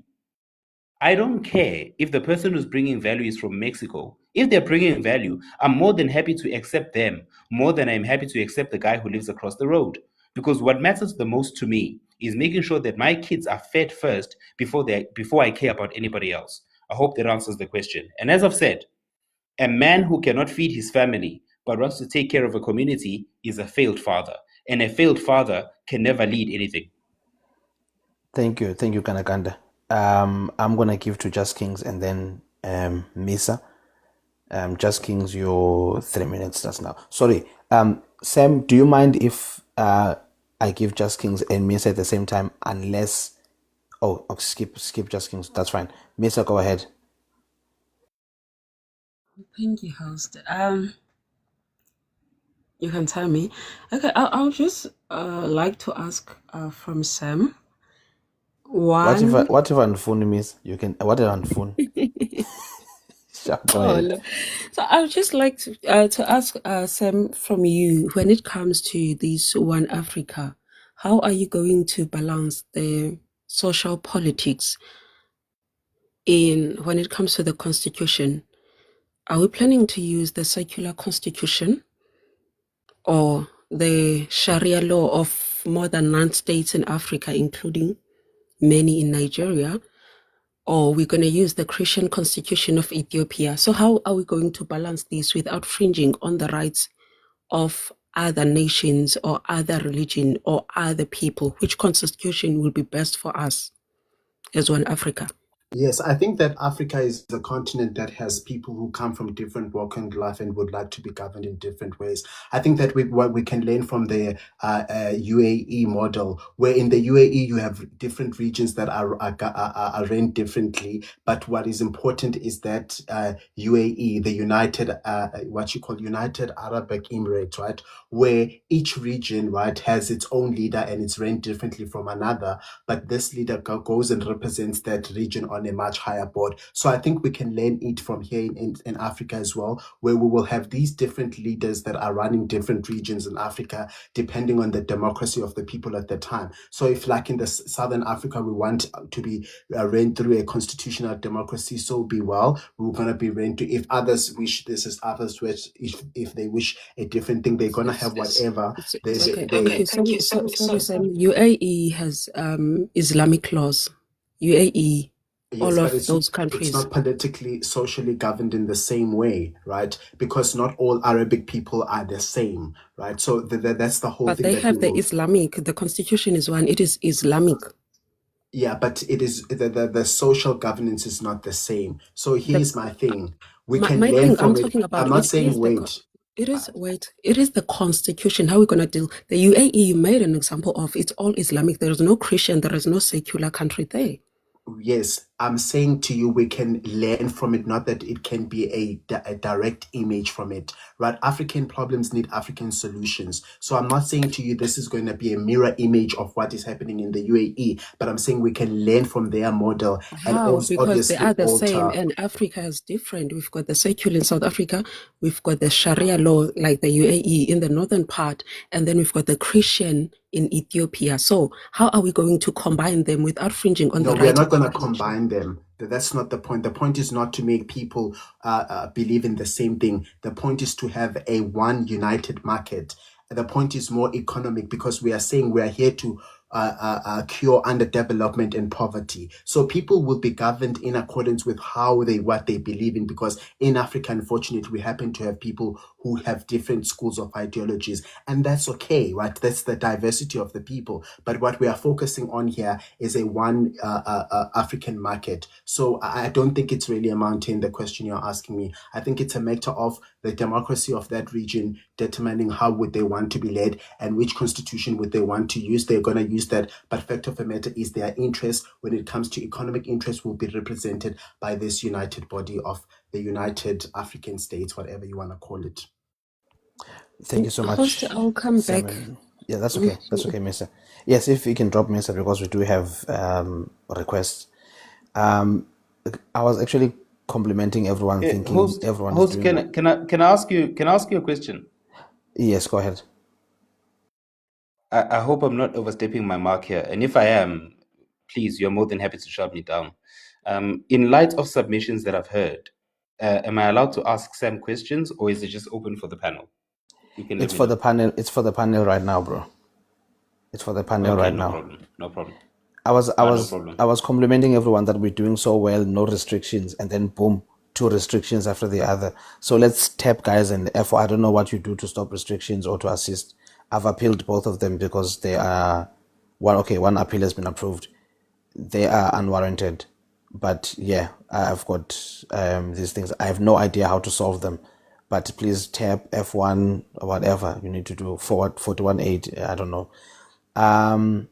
Just Kings, are you ready? It is Kanya, there's Maboso, there's Yekan.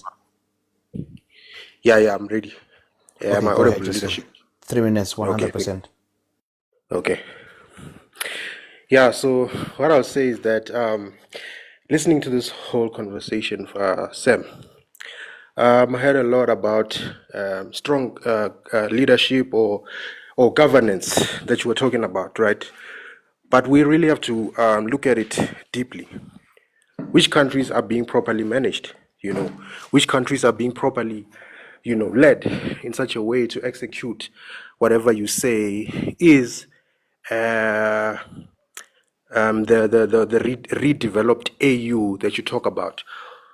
Which countries, will be able to execute such and reform and create a situation whereby whatever you're saying, open borders can be properly executed? Because looking from my standpoint, I don't see any. Most of these countries are not operating in any way. They're completely destabilized. Do you understand? So I don't see how the logistics is gonna come together. I'd like to know about the logistics, about how it's gonna this new AU is going to be crafted. How the hell is it going to be crafted and brought together in such a way that it executes such things? Even if you say it's gradually, it's gonna be happening gradually. You can say gradually, but where's the logistics of it? Who's gonna do what, where, how? How are all these different countries' standpoints and how they lead their own countries? Because we are different countries. I think I've mentioned this to you on a different live. We're different. Some people support this, some people do this, some people do that, and most of these countries are run by tyrannies. They're tyrants, and they don't run their things in a very democratic way. And most of them are enjoying whatever's happening. The way the vice grip that they have on their economies, they enjoy it, and they're not really bothered about any of it. Just like 418 was saying, that they themselves chose to keep the borders and move the way that they are moving currently. So I don't understand how that is going to come together. I don't understand who will be the leader and the forefront of this whole situation and the execution. So that's why, to me, I don't think it's possible. I think it's a daydream. You understand? It's a really a daydream and something that is so far from execution. Yeah, I don't think people are ready to let go of their tyrannies, and yeah. So I want to know, what is the logistics of this? How is this going to happen? Please, we want to know. Please make it a very a detailed submission. Thank you. As I sit here right now, I would not give you a solution to every African country's problems, as it were. But the whole model is, number one, you would have to lobby a power house as things stands are, right. So I think we would need to go to one of these powerful nations that sit in the UN Security Council, like Russia. Russia has been interested in helping African countries receive their liberation and stuff like that. Number one, we would have to appoint, lobby them to say, hey guys, protect us against infiltration, so that when we take on as the AU and we're actually, when we're basically forming these commissions that will be in each and every country, studying the country and how the situation can be fixed in each and every country, you guys are going to protect us from infiltration, as it were, because we're aware of infiltration, which has been, by the way, according to Naledi Pandor, they've been the reason why institutions like the AU haven't performed very well, because there is infiltration from the West, like France wanting to sit in the AU, for example, in AU meetings, right? So we would need to, number one, lobby a superpower, tell them, protect us against, I propose Russia, right? And say, protect us against infiltration. Then deploy commissions in each and every country that has governance issues, where now you are going to use like the power that you have obviously been given by this superpower to enforce and ensure that democracies are ultimately realized in these countries. Like I said, I will not tell you a model for each and every country, but generally that's the all model. First, acquire protection, then enforce through commissions, whatever you want to do in solving the problems of these countries. Thank you so much, Sam. I don't know who was here first between Sorry, Uyekane and host, Kanye. can I clarify this thing of different constitutions, as it were? Listen, Africa As again. brief as you can, Sam, please. Yes, as briefly, yes, as well. So Africa again is a continent with different countries, and our focus as Pan-Africanists is not on our difference. We reckon that we are different, and there is nothing we can to change the poverty and underdevelopment. We think there are necessary steps that we need to take. So, I cannot argue with somebody who is rigid in a sense that they say, accept the situation for what it is. We are different, and there is nothing you can do in order to elevate underdevelopment and poverty in our continent. I don't think that is, appropriate, and I don't think that is irrational as far as where I stand. Thank you, Sam. Once again, nice and brief. Yekane, I'll give you, since Kanye is on a break, and then Maboso. Yekane, your 3 minutes starts now. Okay, good evening good morning, both to the panel, because it's 12 o'clock. And yeah, I'd like to thank both GandaGanda and Sam for the debate. I think a lot of people are educated by the knowledge you all both shared. But from my stance, I will never understand someone who says that he doesn't see Pan-Africanism working and what, because that same mentality reminds me of apartheid, when our forefathers were fighting. There were people who are like, no, leave it. This thing won't work. It was fighting against apartheid was also an ideal at a point. But now it's reality. We defeated it. So every revolution starts from ideas. We have to have ideas. So Pan-Africanism is that idea that we should unite as Africa, consolidate our resources, and try and compete on the global stage, because we are very divided currently. Vele now, that's the reality. We are divided, but now we have to push back against these divisions and try and unite. So I will never understand someone who disagrees with that, because Africa as a continent is being exploited. It's underdeveloped. It's going through a lot. So we need to come together so we can grow as a collective. There's strength in numbers. There's no strength in one person. And yeah, I understand that South Africa is bearing the responsibility of that because we are the biggest economy. Look at in the world. Look at China, for example, with the tariffs in America and everything. It's taking the responsibility in terms of helping countries which can't deal with these tariffs. America also, when it was the biggest economy, it was giving out a lot of aid. It was doing this and that and that. So once you're the biggest economy, as the biggest economy, you have a responsibility to do more than the other countries, than the smaller countries. So it's not a new phenomenon which is happening with South Africa. So yeah, that's what I wanted to add. Comment on that, please. I'll give you 60 seconds, Sam.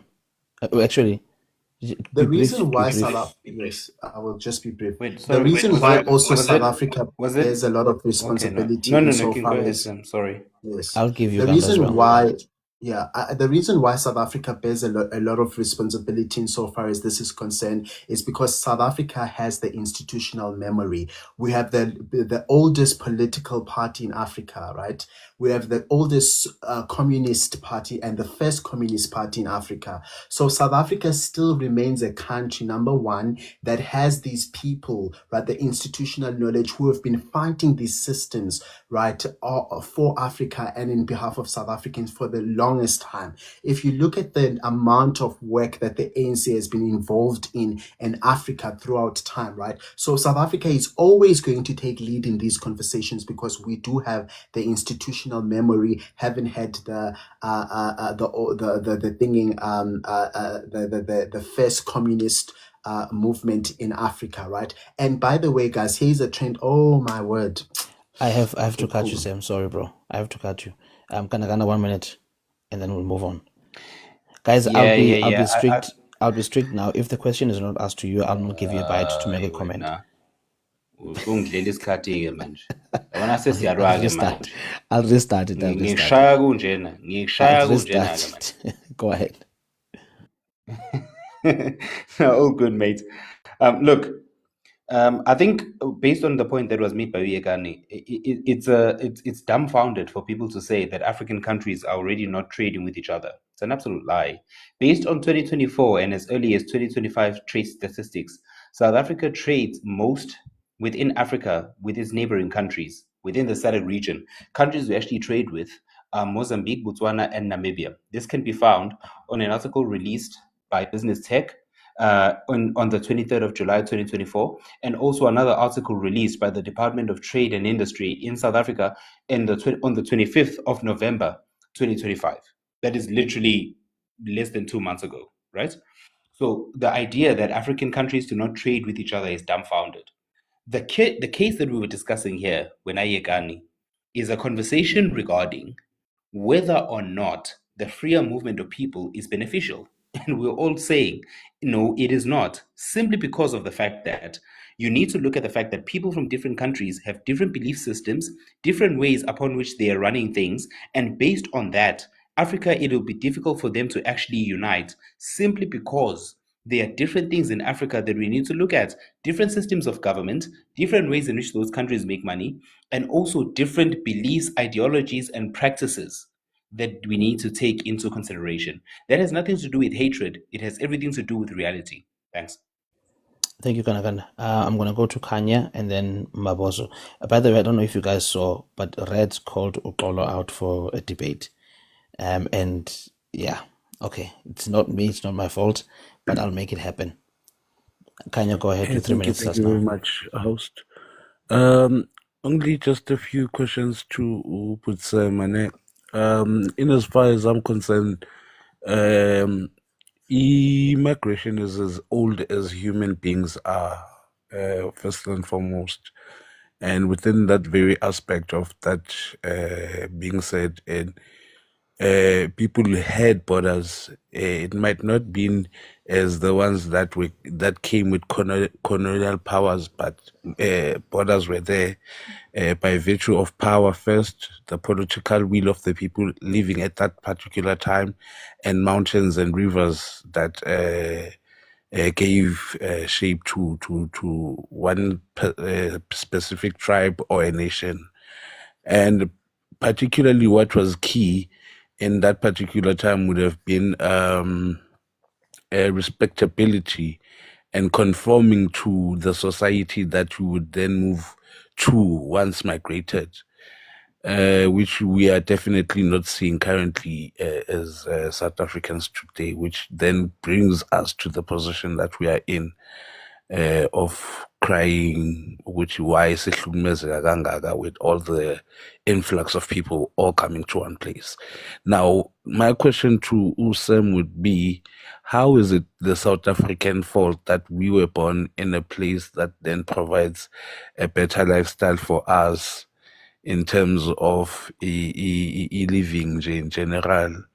And what do we owe to other Africans ngokuba ama-South Africans? Because it would seem like because Tina we were born South African and our systems are a bit functional in comparison to many countries in Africa, what is really why should we carry all the burden of all African countries and all these tyrants abakhona like Africa? Because I believe the will to fight for their countries is also part and parcel of what should be instituted.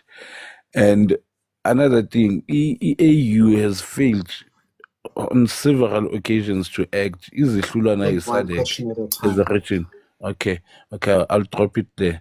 But Malanga ngiphendula nje ukuthi why do we have to carry the burden as South Africans for all of Africa?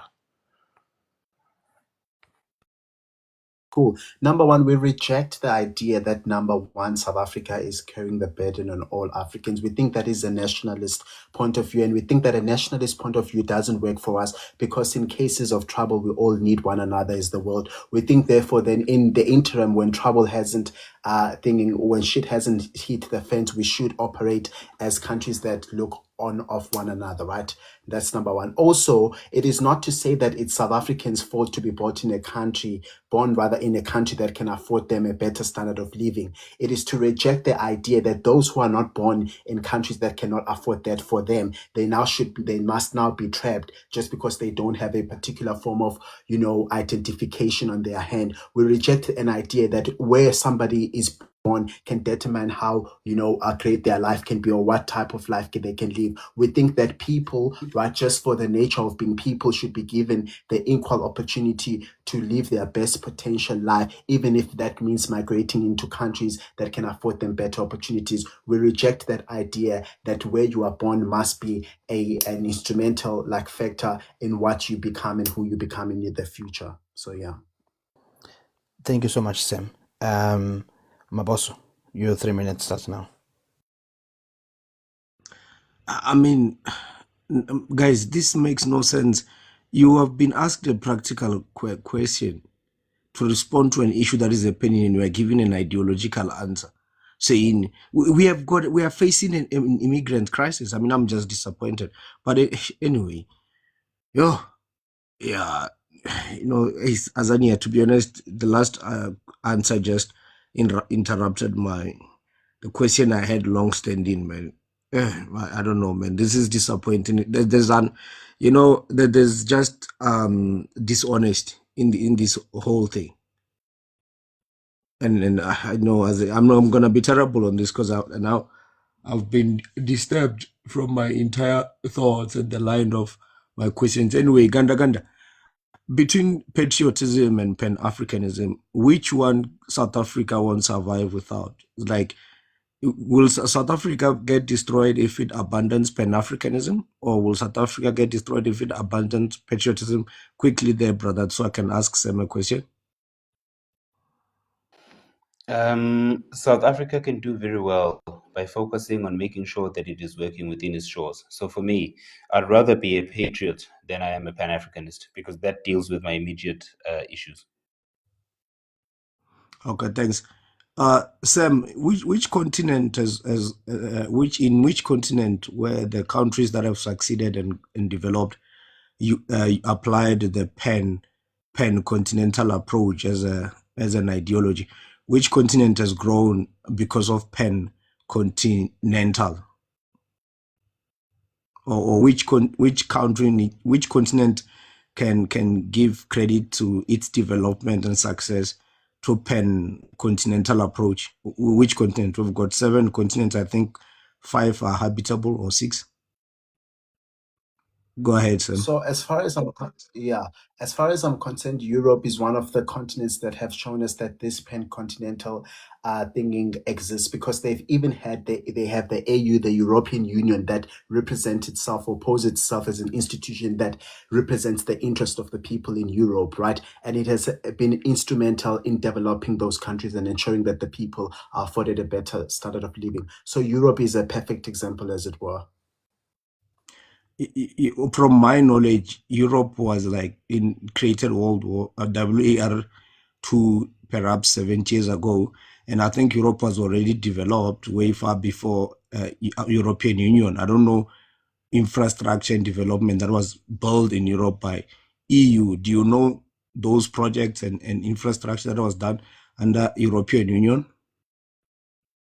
I do not have the list of them, but the whole point is here: the European Union exists because it seeks to represent the interest of the people of Europe, right? Which is the same essentially idea that we want to implement here in Africa with a stronger AU. Okay, Azania, let me just say my last point, because my time is over. I think there's no continent that has achieved that. Being inspired by colonizers, it's amazing. By Pan-Africans. We have to always draw inspiration from colonizers. They always say these are terrible people. Thanks, Azania. Thank you so much, Maboso. Before I move on to the next, who's next? BK Elite or Yiba? BK Elite and Yiba are debating on Thursday, by the way, guys. Yiba, do you have any warning shots to BK before you make your submission? I want to say to him, not to him, to you, Azania, why the hell do you bring up the light Abba? Because when I requested, there were 3 requests, but you had to bring Lindwana up.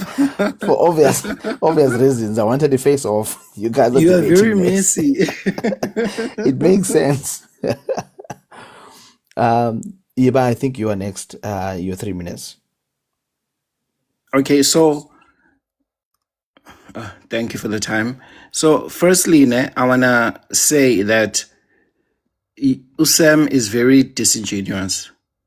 But before I go there, GandaGanda, if I was next to you, Benzo Kaula, like I think you did a good job. You held it down for Patriots. But Usam is very disingenuous for a number of reasons.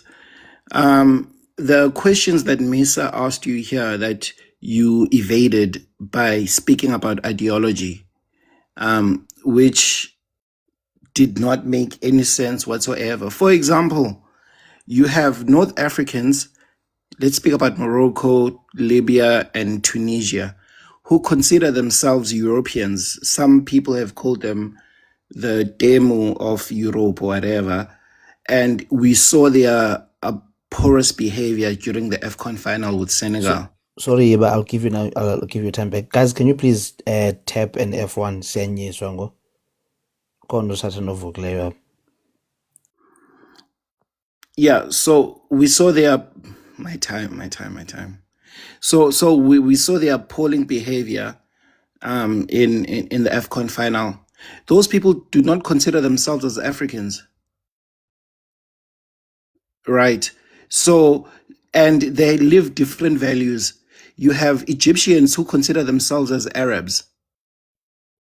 So then how do you bring the whole continent into one constitution? Because we know for a fact that Sharia law does not go hand in hand with democracy, because democracy recognizes the sovereignty of the individual. That you as an individual, you have immense value and potential in your own standing, whether you're a male, whether you're a female, it doesn't matter. We recognize you as the individual. So how do you bring the entire continent into one constitution? Paul Biya have been in power for many years. They are 90 years old today, over 90 years old. They wear diapers, but they are presidents. Do you think they'll give up their power for a united Africa? What will bring this entire continent under one rule? Like, you guys are so disingenuous, and My question to both of you, GandaGanda as well as Sam, is this. Okay, wait, let me phrase it differently. My question to both of you is, if Africa were to unite, would the criteria for that unification of Africa be based on skin color? Would it be based on open borders, because that was your topic? Or what other metric would it need to be based on? Considering that we obviously cannot unite on skin color. I mean, if that was the basis, then Asia would be one, North America would be one, South America would be one, Europe would be one. Let me just first respond Yeah, nah, to the I'm happy. first. I'm happy for say. Oh, no, no, Yeah. no, no, no, Sam, you Let me can go just ahead, bro. No respond. problem. Right. I think that the understanding of democracy, and this is by an institution that was founded by the I think the NATO is something, a leader of NATO, but it's a Western institution called the United Democracies, if I'm not mistaken, and they basically measure democracy index in every continent. And I think that we as Africans must start understanding democracy like Chinese understand democracy. That democracy is not just solely based on self-determination and the ability to choose your own president, but it is also you being able, or a democracy is basically a system where the government looks, right, the government of a people, right, looks for the interest of the people and ensures that they have a better standard of living. So your focus on democracy should not just look at self-determination, it should also look at whether this government that you are putting in power has the capacity and the interest or the political will to improve your standard of living. So I think that your understanding of democracy, number one, is very short-sighted. But also, secondly, the criteria of being in this united 30 more Africa seconds, is. Sam, okay? Oh, sorry. Okay, no, I'm happy I really respect time. I don't want extra time. It's cool. I appreciate it. I hope GandaGanda will take a leaf out of your book. Sorry, GandaGanda, I had to throw that jab. Go ahead, GandaGanda. Shut your mouth. Shut your mouth, man. No, look, I hear the question that is being asked by Weaver. The reality of it is, even when you look at the countries in Europe that had to unite, they unite under principles that they all share. Europe is a country that has a number of, or rather, why do we keep saying this? Europe is a continent that has a number of countries, right? But not all of them are part of the Schengen Agreement, and not every country in Europe, by the way, is actually part of the EU. So you need to understand that before people actually come together and form a system, there are certain principles, rules, and agreements that they need to meet before they themselves come together. And I think that is something we need to understand with Africa. For us to actually be able to say, is it matter of Africa uniting based on principles, based on this, based on that? Africa has so many divisions that it is physically impossible for that unity to take place within the next 50 years. I'm not saying this to be pessimistic. I'm saying this as being realistic. Thank you so much, GandaGanda. Yiba, I brought you back. Just any warning shots towards BK before you drop, because there's 2 requests. Just parting shots, Jay, quickly. Kwedini sodibana khona ediphini uphathe ibhukuza lakho uzolifumana pha. Sharp, Yiba. Inkosi. I think it's BK, then Kaiser, Peach, Mrs. K, and then Uqon. BK, go ahead. All right. Thank you, my brother. Thank you, everybody, for joining us. Number one, I first want to say something to Yiba. Yiba is not ready for this. Yiba doesn't know that he's a lamb that's being led to slaughter. Yiba is unaware the kind of punishment that he's going to receive from me. See, right now, this brother is here. He should be in the books. He should be deep inside trying to understand what deoxyribonucleic acid is. He should be sitting there trying to figure out how is he going to take over this conversation. But he's here flapping his gums, stinking up my panel. But anyway, I have bigger things to worry about. That small fish I'll fry soon. So then we have Kaiser here. Hey, I hope you guys can hear him. BK, you No, are not here wait. to address Kaiser. You are here to make. I'm gonna Yes, but wait. don't address I mustn't panelists. Go address straight. Kaiser. Then No, don't address Kaiser Kaiser, is lucky pa. for today. No, Kaiser is lucky Azania, for just today. give him good advice not to address me. Like no, I knew he was going to be Azania's trigger happy. advice. no, Just don't take don't his Hey, address advice. this Kaiser. Don't man be a is the Just most fucking idiot. feminine man I've ever met hold in on, my Kaiser. life. Hold on, Kaiser. BK, just stick to asking question to GandaGanda or Sam or making a comment, bro. Don't be messy. All right, cool. So, there are two questions that I'm going to ask. Specifically, I'm going to ask GandaGanda. I want to ask GandaGanda, patriotism is a focus on the nation, yeah?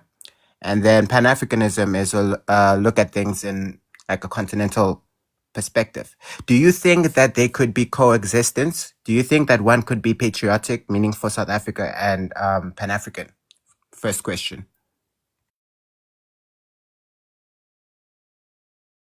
Oh, are you going to ask them in two parts? Okay. Is it possible for you to be both? Based on the notions that are pushed by Pan-Africanists, I'll say no. No, it's impossible for you to be both. All right, it is possible for you to be a Pan-Africanist and a patriot. But anyway, Sam, the question is for you too, my brother. That GandaGanda is patriotic. I think he's nationalist.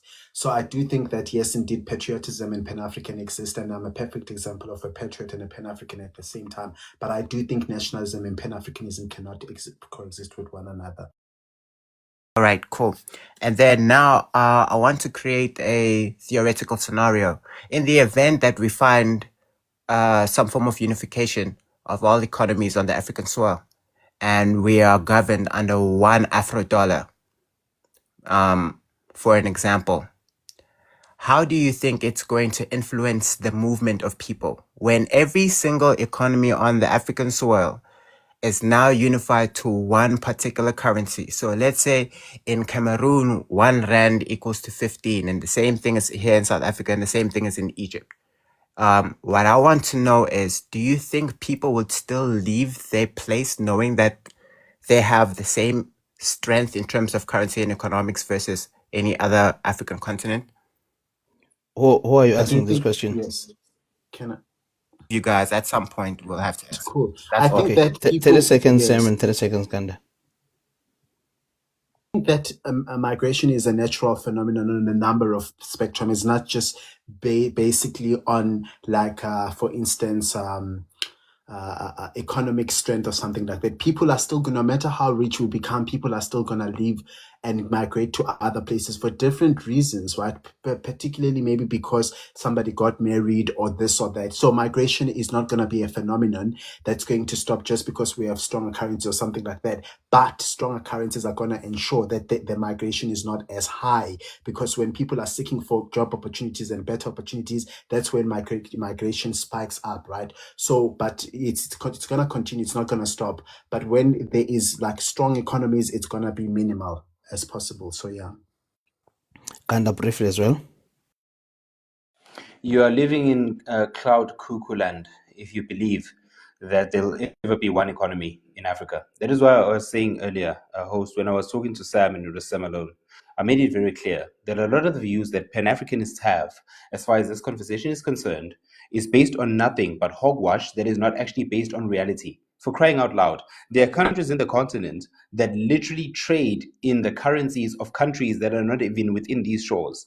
Yet they want to come here and start talking about a unified economy and a unified currency. If you're going to base an African currency, what are you going to base it on?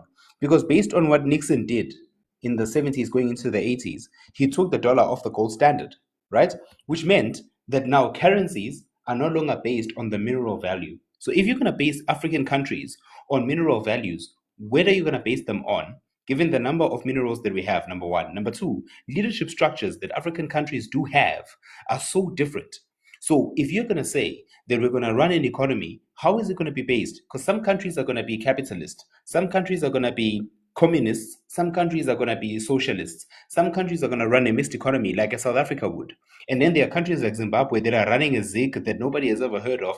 And instead, Zimbabweans are actually trading more in the US dollar, more than they even trade in the ZIG that came out of nowhere. This whole conversation is based on people that are Prepare to basing land, their Ganda. arguments on reality. Yes, I will. This whole conversation, my host, is based on nothing but people that have views that are based on ideology versus people that are basing their views on the reality of how people live. I am more than happy to come up here and say, Uguti, I want a wife with a BBL and a flat stomach. But the reality I of it think the is, if panelist she is is not fat, respecting time. It's unfair. I'm no, I'm sorry. landing. I'm He drags landing. on and I'm on. landing. Thank you. I'm landing. He's I'm landed. landing. No, okay, I'm landing. you've landed, Ganda. You've landed. All I'm saying is, it's unrealistic. All I'm saying is, it's unrealistic. Let's move on.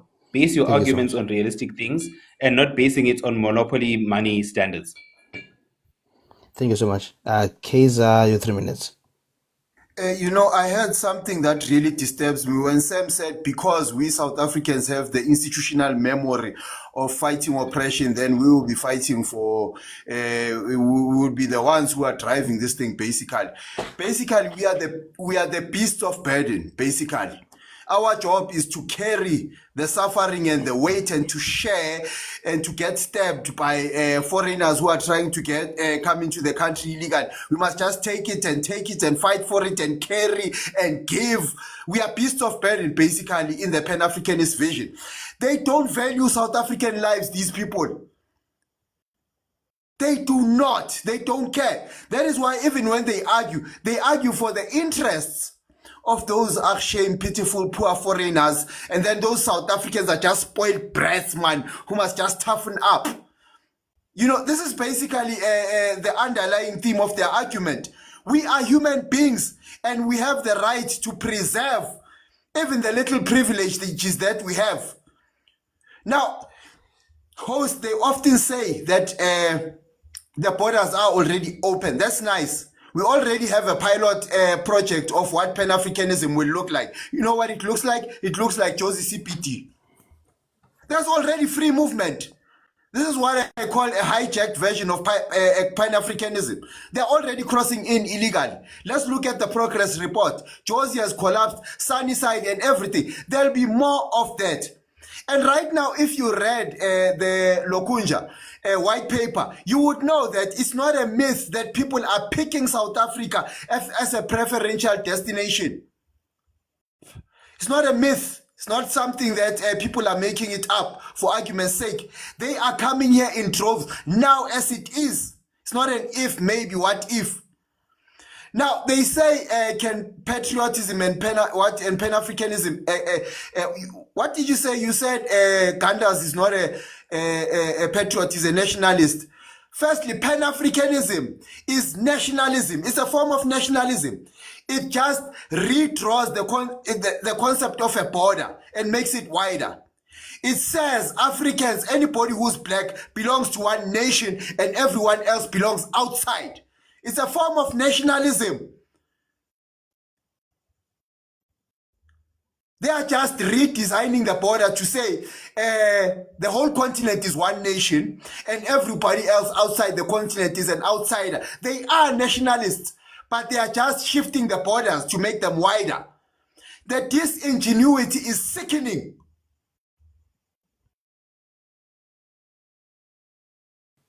Thank you, Kaiser.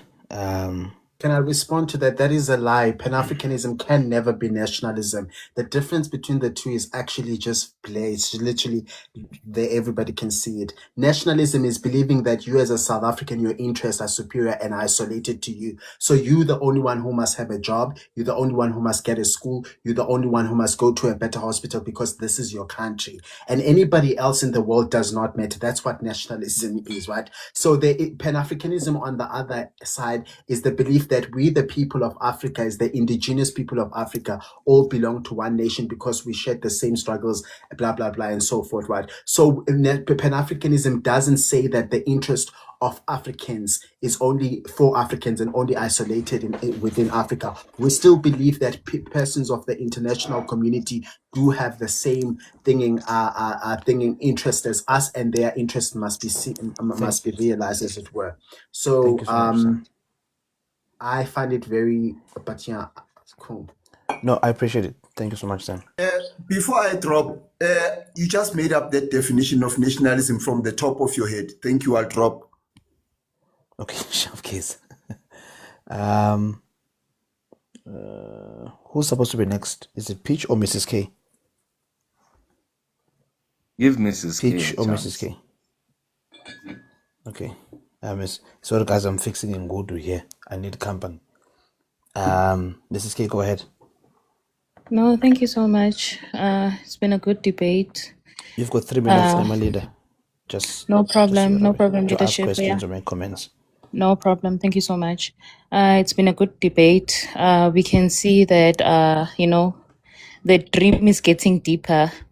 But again, I just have a few questions for Sam. Firstly, where did Pan-Africanism start? Who started Pan-Africanism? What year did Pan-Africanism start? And again, these people will confuse you. They say a lot of things, but every time people are speaking and they want to bring about countries like China and America, they need to understand that those countries work so much so with individualism. That's why America it is what it is today, because they put themselves first, they're patriotic, and they have always put America first. And this is why they built a great nation. So is China. And this is why you'll never see someone from North Korea or South Korea jumping over to China to benefit from what the Chinese people are building or doing. So I think people need to put that into perspective. I have another question for Sam. Firstly, I asked him about Pan-Africanism, the start of it, why, when, how, time and date, and all of that. My second question is Nigeria. There are more than 500 tribes that were brought together after colonism was done in Nigeria. So I want to ask why Nigeria is a mess and why didn't it work out? If indeed we can work as a group project, right, as a continent, I want to know, why is Nigeria not an example of what Pan-Africanism can look like if Africans do come together? So please put that in mind. Pan-Africanism, why Nigeria is a mess, after there's 500 plus tribes that are African that were put in one place, and why it's not working out. And again, I want to ask him that why is it that when we talk about Pan-Africanism, it's only South Africans and people from only poor countries that actually talk about Pan-Africanism? Why are we not having this conversation with people from Seychelles? Why are we not having this with people from North Africa? Why are we not having this conversation with people from countries that actually work? Why is it only people from hungry countries, failed countries? And again, if this AU is working, why do we have dinosaurs who are still presidents, like the president of Uganda, and the AU hasn't done anything about it? Why do we have Mnangagwa there? Why is Zimbabwe still the way it is till date? So there are so many questions that I want to ask, but because I want to respect time, I'm going to leave him with 3 questions. Please remember Pan-Africanism, where it started, why after Nigeria has 500 plus black tribe, is still not working out, but it's a mess. Why is it only poor countries that only preach about Pan-Africanism? I think I'll stop there for now. And again, when people are talking about America, unless you have been in America and you have actually stayed in America and understand how its system works, I don't think you have a right to come here and scream about what they're doing in China as well. And there are a lot of Chinese creators that are coming here and telling us the truth of what China is and how it works and their system, and that is very oppressive. So when I heard democracy in China in the same sentence, I almost fainted, but I'll stop there, leadership. Thank you for the time. Thank you so much, Mrs. K, Yes, for respecting the time. absolutely. I will not answer the first question because I think it's disingenuous. The second question as to why is Nigeria thinking the mess it is, it's because of No. borders, I'm sorry, right? leadership. Wait, I'm sorry, leadership. It's not. You must support something that you know where it started. You cannot hijack a project and then you say you cannot answer that Mrs. question. K, one It's a second. simple Okay. question. Can you answer Okay, my question, please? I will not answer that Sorry. question because Hold I on, think Sam. it's disingenuous. It Hold on, assumes Sam. that I'm here to argue on something that I don't know where it started and began. Guys, So I will wait. ignore that question. Secondly, That's to answer okay. the question, Sam, wait. yes, Wait, hold on 1 second. Just 1 second, Sam. Mrs. K, you asked the question. If he wants to answer it, he will answer it. If he doesn't, it doesn't. I would can I like him go to on, answer it, please? but I can't compel him, unfortunately. Can I go on, please? I did say I will not answer stupid questions. Yes, I know. But I know, Sam. You yes, said Yeah, but and you don't have to say secondly, stupid. If it was stupid, you'd answer and it. secondly, Clearly, you are guys. failing to answer sorry, it. So now panelists, you're going to deem it can as you give me stupid? a chance to answer your questions? Yeah, but Don't be don't call questions personal. stupid. You Yeah, cannot Yes. answer it because you don't know. And that's No, okay. I'm not sure Yeah, if this is let's allowed. move In on. fact, where I'm literally going head on head with It's panelists okay. whom I No, gave an no. opportunity for them to speak, but they can't give us the same opportunity for me to speak. I don't know if this is allowed. Sam, I haven't seen it happening in any case. Sam, we've been doing so well so far, bro. We've been doing pretty well so far. Why are you allowing a panelist to go head on head No, on but me when I gave them a chance to speak? I've just called her out on it, and I've asked her Well, to not compel yeah, you to answer the questions. I find it very unfair. But nonetheless, the reason why Nigeria is what it is today, it's simply because of borders. I did explain this phenomenon that happened where when they put these borders, they never took into consideration the families and the nations that were already living on the ground in African soil, right? They just put them because they wanted to extract and accumulate wealth. And the way they were set up, they were strategically set up in order to complement that extraction of mineral resources. So what ended up happening, you had these countries that had a cocktail of people who ended up being mixed together in one country, right? So there was never like a consideration. That's why these borders don't make sense, because these borders resulted in countries, right? Even these systems of colonialism, the transportation of people from one side of Africa to another for labor and stuff like that, resulted in these states of Africa ending up having people who come from different walks of life that are expected to live together, right? Which causes a lot of chaos. It's because of these borders and colonial systems that today we have Africans that are, disagree with one another, finding themselves in one place. It's because it was the forced systems. It never took into account what was the reality on the ground, right? And secondly, what was the third question? I think the third question, I can't remember the third question, what it was. But yeah, I hope I'm thinking, and I'm not interested, by the way, to go ahead on head or with any other panelists. I think you should respect my time to respond to you. I will respect your time to ask me a question. Yeah, Sam, I did protect you though, and said that you're not compelled to answer the question. Maybe I didn't act as fast as I should have, but I did insist that you don't have to answer the question. We've been doing well so far. Let's keep it going like this. I think it's Peach, and then I'm not sure if it's Uxolo or Maboso, and then me, Santlakanepo, and Zuko. So, Azania, sorry, just to disturb you, brother. I think people ask questions to your guest, after they answer, you must at least give the questioners the last one, even if it's 1 minute or 2 minutes, to respond to what they said, because people like Sam, they get away with a lot of hogwash here, just spewing rubbish. Then people don't get a chance to respond to what he said. It's as if he's making sense now. Yeah, You must allow Maboso, people to respond to his questionable way of answering questions. Yes, but the thing is, when there are still requests in the bottom, I try to keep the panel, rotating. But whenever there's no request, we get a little bit more time to engage. But at the moment, it's because there's requests, so I have to keep the panel rotating. Is it Pitch Black or... Yes, it's Pitch. I don't know who's next after Pitch, whether it's Uxolo Maboso, but Yeah, it's Pitch now. you know who. After Sigma, Azania, I hope you give me the opportunity to also debate GandaGanda. But I'm gonna push back on what GandaGanda says, and I'm gonna push back. You wanna debate? Wait, sorry. You wanna debate me and Sigma? Are you No, sure? after One no, after 2 the on other. 1. No, sure, we can have it threesome. It's okay. Yeah, Anyway, Pitch Black, we don't want to sing Amagugu for you. One at a time. Go ahead. Okay. And anyway, Go ahead. where was I? Oh yeah, I'm gonna push back on the idea that Pan-Africanism is idealistic, because it's literally the philosophy and ideology that liberated a lot of African, or encouraged a lot of anti-colonial movements within Africa. Now, why I'm saying that, I'm not saying that because of some idealistic mindset or anything. And I would like GandaGanda to answer this question of mine. In the 70s, right, under the President Shehu Shagari of the Nigerian government, did he not blame illegal aliens or foreign nationals, as they were referred to at the time, or illegal aliens, sorry? Did he not blame them for the economic strain on Nigeria, such as these foreign nationals are a burden to our system and whatnot? Did he not do so? Who are you referring to? President Shehu Shagari. of Nigeria in the 70s. I'm sorry if I'm butchering his name. I'm not, but anyway. Just to clarify, is it the one of Ghana Must Go? Yes, is that one. Okay, sure. So what about him?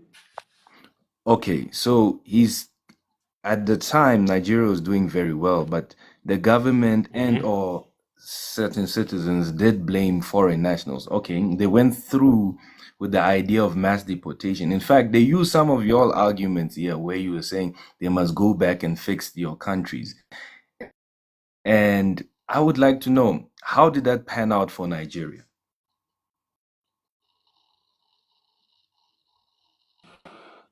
You make a very abstract argument when you say that, because you would then have to tell me if the government of the time, after those arguments were made, or rather after those statements were made by said president, were the direct It reason was as made to by the why citizens Nigeria first. succeeded or failed. No, it's cool. I'm asking you a simple question. Are you then saying that the success or the failures were tied to those sentiments? And if they were, what proof do you have for that? Because you brought up the statement, No, so it's the very burden of simple. proof. Oh, So no. just So the okay, so no, go ahead. no, but I'm finishing. No, I'm finishing. So I would like to assume that you are making that statement based on the fact that you're saying he was pushing the idea that all the foreigners must leave, and then Nigeria started to fail. My question to you then becomes: do you have any evidence to prove that those sentiments actually led to the collapse or the success of what it was pushing for? And if the collapse did happen, what was it based on? And if the success did happen, what was it based on? I'd like to know. Okay, if the host can give me a chance to respond to that, because my time did finish. Just To respect time, panelists. Honestly, I have close to. It's okay. I'll allow you 20 seconds, and I'm gonna time you as Yeah, well. no, because the thing is, he brought up a caveat that none of us were aware of. So I think it's only fair I'll that allow he him expands on it. 20 seconds to land. just let me respond. But I'm timing you, Basically, Peach. no, it's good. Basically, Google what I'm timer's trying to say open. is that, basically what I'm trying to say currently today, because South Africa in itself is at a 1.1 growth. When the economy is doing bad and everything is not going well within a country, there is a tendency of a government and or citizens to blame it on people who have no political and or economic power within the country, this being the foreigners. So it's a misdirection. It literally is a misdirection. You focusing yourself on colonial borders or maintaining it would not necessarily mean that the country South Africa would become better. Thus, exactly what happened in Nigeria, by your own admission, that Nigeria is a quote unquote not a country that's doing well right now. But yeah, let me land with that. I hope I kept Thank you the so time. much, Peach. Can I now wait? Should I respond to his statement or No, it's okay. Not now. Okay, cool, no problem. Uxolo Maboso. Okay, you I don't can know. I time don't know me. who's going next. I was first before Maboso. And then who I'll comes be after you? Is it Mesa and Clan? Maboso. Yes, Maboso, and then Mesa, and then okay, Clan Santa and leader. Okay, go ahead. Okay, you can time me. So for me, it's very interesting that people, they like to use narratives to gaslight genuine concerns. South Africans are not shooting from the hip or from a vacuum. They are listing why we are having a problem. They will list the crimes. They will list the overburdening in our system. They will list the challenges around infrastructure, around housing, and what it is doing to our population dynamics. It's very clear why we have a problem. Right now, we even have a problem of spaces in schools where there are clashes between foreigners and indigenous people of this land, and they're genuine. But someone would say we as South Africans are misguided to point out that these are the problems. Funny enough, these problems South Africans are actually demonstrating as problems and showing the world that this is problematic. They don't go away just because you label South Africans xenophobic or Afrophobic or misguided. They don't go away. They are persistent. Instead of going away, they are expanding. They are creating more chaos. So the conversation we should be having, which I feel like Pan-Africanists, they lack that fortitude to address, is identifying the current problems of Africa. They don't give us an understanding of what they are really dealing with. And even the propositions they bring, they are very ambiguous. They're not sufficient for someone to kind of like apply their mind and see if it's logical, it's rational, and it makes sense, it's doable, it's feasible. So it lacks structure. It lacks form. It lacks any merit you would use to judge if something is rational. It lacks that. This Pan-Africanism, for me, as an ideology, is too vague. What I'm getting from Sam today is actually an ideology that is not yet fine-tuned, an ideology that is all over the place. An ideology that is all over the place, an ideology that still needs a lot of work. And even the advocates for this ideology are not necessarily conversant of it. They don't even know their origins. They don't even know who possessed this, where it came from, its legacy, whatsoever. But they want us to abandon what we have for something that is not even fine-tuned. It's unfair on us. Thank you. Africanists never called anyone xenophobic. In fact, I do think that the so-called patriots have no listening skill whatsoever. It actually isn't there. Because when I opened my statement, I said, before I go any further, I think it's important for me to say this clearly before I start, right? I said I do not think GandaGanda is xenophobic. I didn't think that GandaGanda is intolerant or bigoted, right? I think maybe it's the words that I'm using that you don't understand, but I didn't think that either GandaGanda was xenophobic, nor was he intolerant, nor was he bigoted, nor was GandaGanda being chauvinistic, right? So for you to come here and say that we are calling you guys xenophobic, when in fact in my opening statement I did allude that I don't regard the panelists as xenophobic, it's kind of disingenuous. It shows that you have pre-concluded argumentation and you've so wanted me to tell you that you are xenophobic, but unfortunately I came here and I dispelled that myth right from the beginning. So you were just not listening to my statement at all. Okay, 30 seconds, host, to just respond to that. 30 seconds, okay, go ahead. He's got selective listening. What I'm critiquing is actually the idealism that he's pushing. In his approach, in positioning Pan-Africanism, he's actually giving us nothing that we can hold on.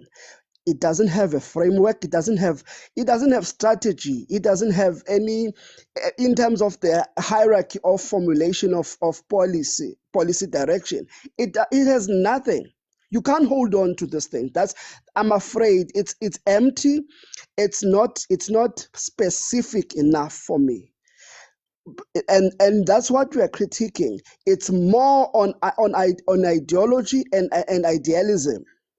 And it's an ideology that is predicated on building idealism upon idealism, without giving it, giving meat to it, giving it. That was more than 30 seconds, host. I find it palatable. very disingenuous that people are not respecting time here and they're taking extra You are time. crashing And I out don't now. know why the guy had to respond to what I had to say. This is very odd to me because this hasn't been functioning like this for the longest time. The engagement between me You are and the trying to panelists victimize is very yourself now, disingenuous. I'm and you are not. crashing I'm out. just trying to check Sorry, if guys. consistency is applied. Sorry, guys. I'm speaking, but I'm muted, and then these things happen. Pardon me for that. Who's next, Maboso or Miss Maboso? Maboso, 3 minutes. Yeah, Wait, guys, sorry, please sorry, host. let's observe the time, please. Just to be fair, let's observe the time. 3 minutes is Sorry, 3 host. minutes. Has Untla said anything? I think I Untanza think he's came been after here for a Mesa and while. Maboso. I think he came after Mesa and Oh, Maboso. okay. If I'm not Oh, mistaken. okay, my bad. My bad, my bad. Didi, you're making me doubt myself now. So the greatest resource of apartheid and colonizers was the human resource, the human capital, not necessarily our natural resource. In fact, our geographical location was more of a resource for settlers than anything. So time and time it has proven that the human resource was the most valuable asset for colonizers, the cheap labor.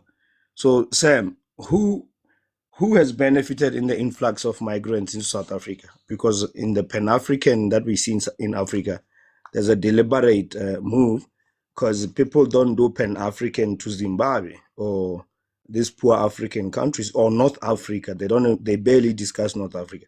So currently as we speak, people can come with theories and romanticize the African, Pan-African ideology, but there's a deliberate movement to South Africa where we see that people know what they're doing, they choose where they're going. So clearly, this has nothing to do with Pan-African, but economic migrants. We can agree on that. But who has benefited from the influx of migrants to South Africa? I, for one, know who has benefited that. And then how has that affected Black South Africans in return? Azania, do I ask for the whole three minutes, or he gets to answer me? How do we do this? Because my time is gonna. It's your time. You can use it whatever way you want, my boss.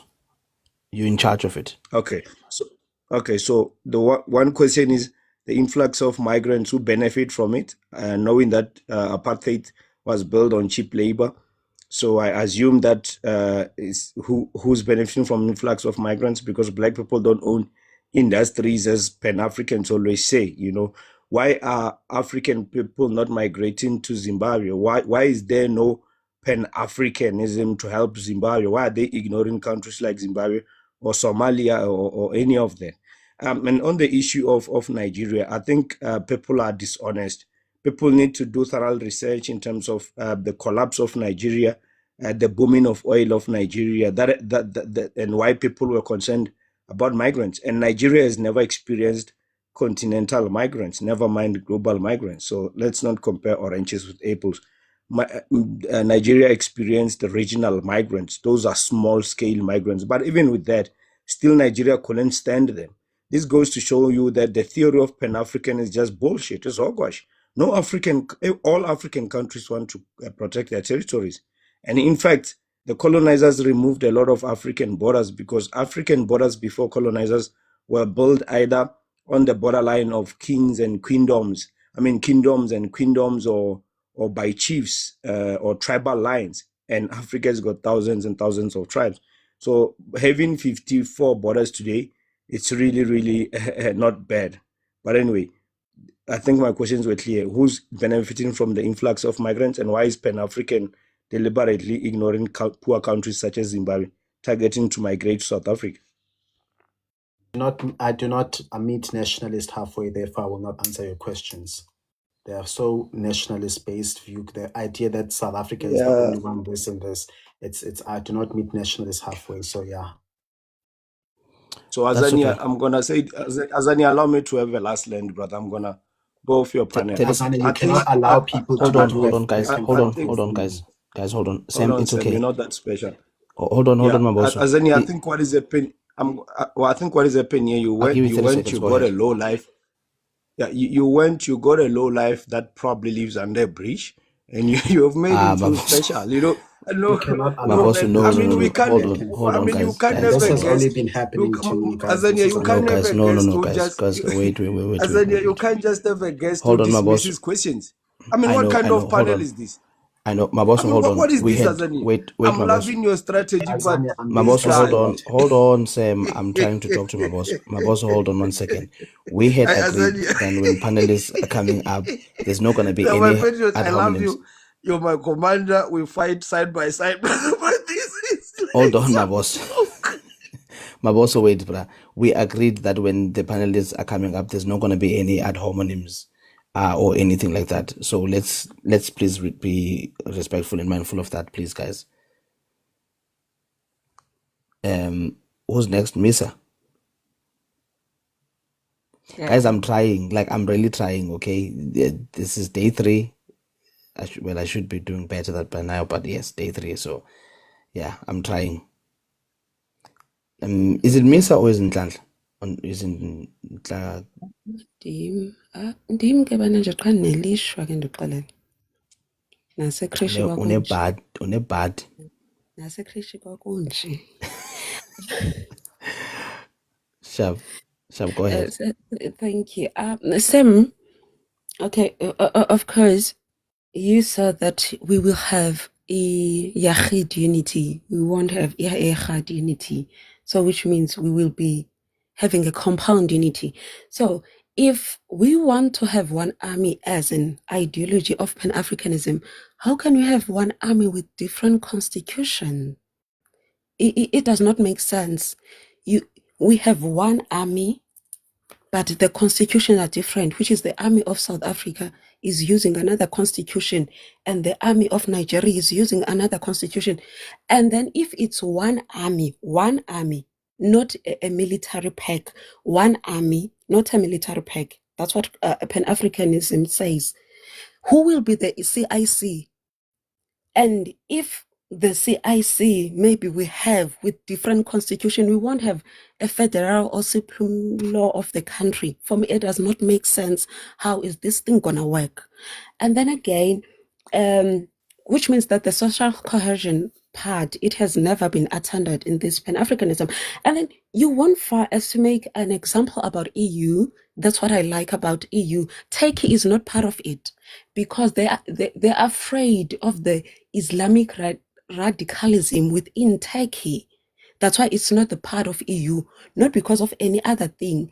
The culture is different, the laws are different. And then even in EU, Serbia is not part of it because of the same thing, the radical Islamism, and then the problem of the economic dysfunctionality and judiciary. So the human rights in Serbia are not being respected. So we cannot claim that EU is the best example, whereas they don't allow Turkey because of what I'm talking about. How are we going to allow northern part of Nigeria if they can't even fit well within Nigeria themselves? Another one, they have Sharia law. They will unalive you if you blaspheme the prophet of theirs. And then we have South Africa where you can insult everyone and go free because we have a freedom of speech. So it really doesn't make sense if we've got different constitution and one army and soldiers having different constitutions. So yeah. Sorry, can I just ask, Sam, can you just hold, just make a note of that question, Sam, and then you'll be able to answer it after the next one. I'm closing in about 15 minutes, so but I want everyone to get their questions out, and then you'll be able to answer. Okay, Sam? And same applies to you, GandaGanda, if you are asked questions by multiple people. And Nhlanhla. Sure, no Thank problem. you for being patient. No problem at all. Nhlanhla, thank you for being patient. Hello guys, I hope everybody is doing well. I've been loving the conversation. So there was a point where there was a question that can you be patriotic and also be pan-Africanist? And I consider myself one. So the reason why we can intellectualize Pan-Africanism, because I think at most all Africans want to be seen by the whole world.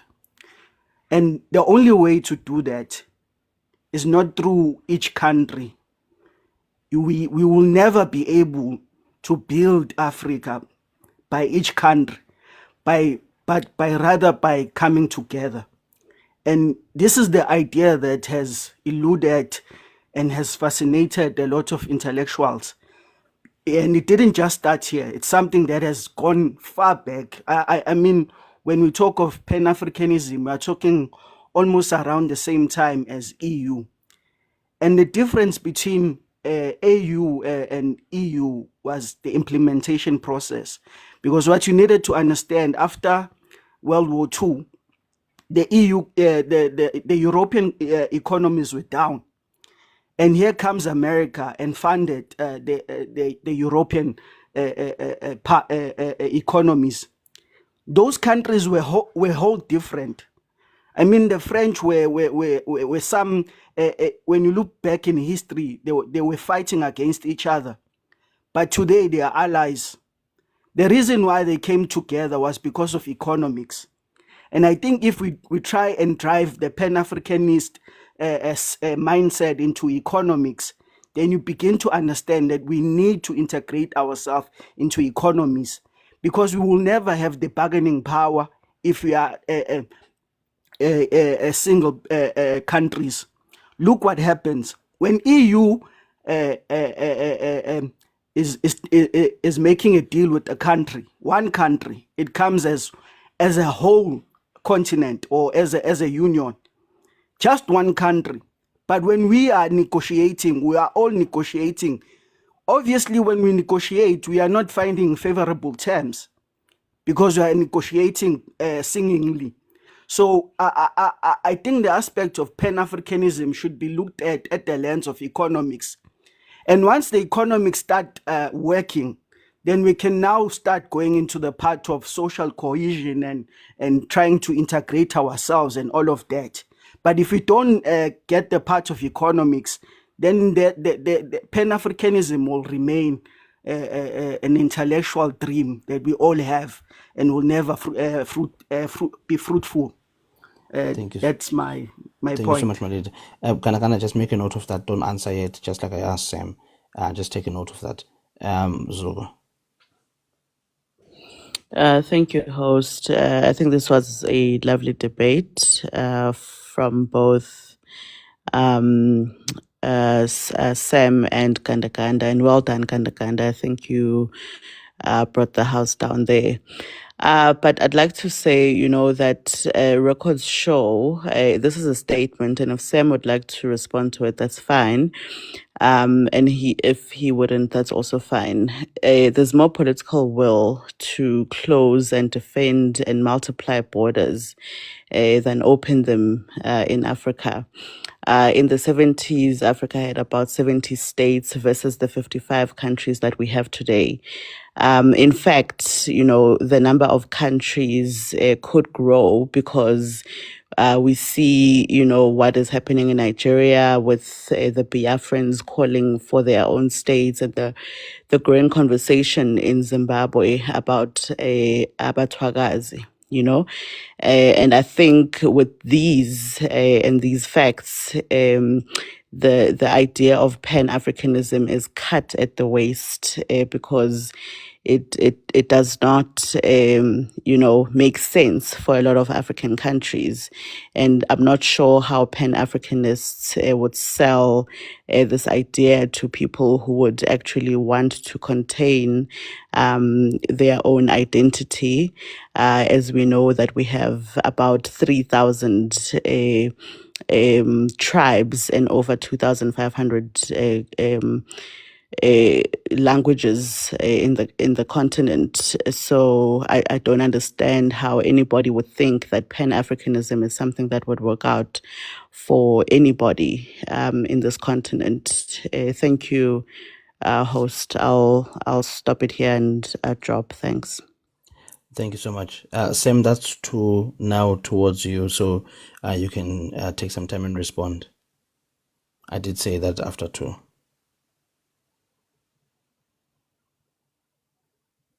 Sam, are you there? Take a chance now and respond. All right, let me Yes, start go ahead. with the one army thing. I did say here that Pan-Africanism, and thanks to Nhlanhla for highlighting that. It's something that I've already highlighted on my submission, by the way. But I did already say that, number one, Pan-Africanism says that at least we need unity and at best we need integration.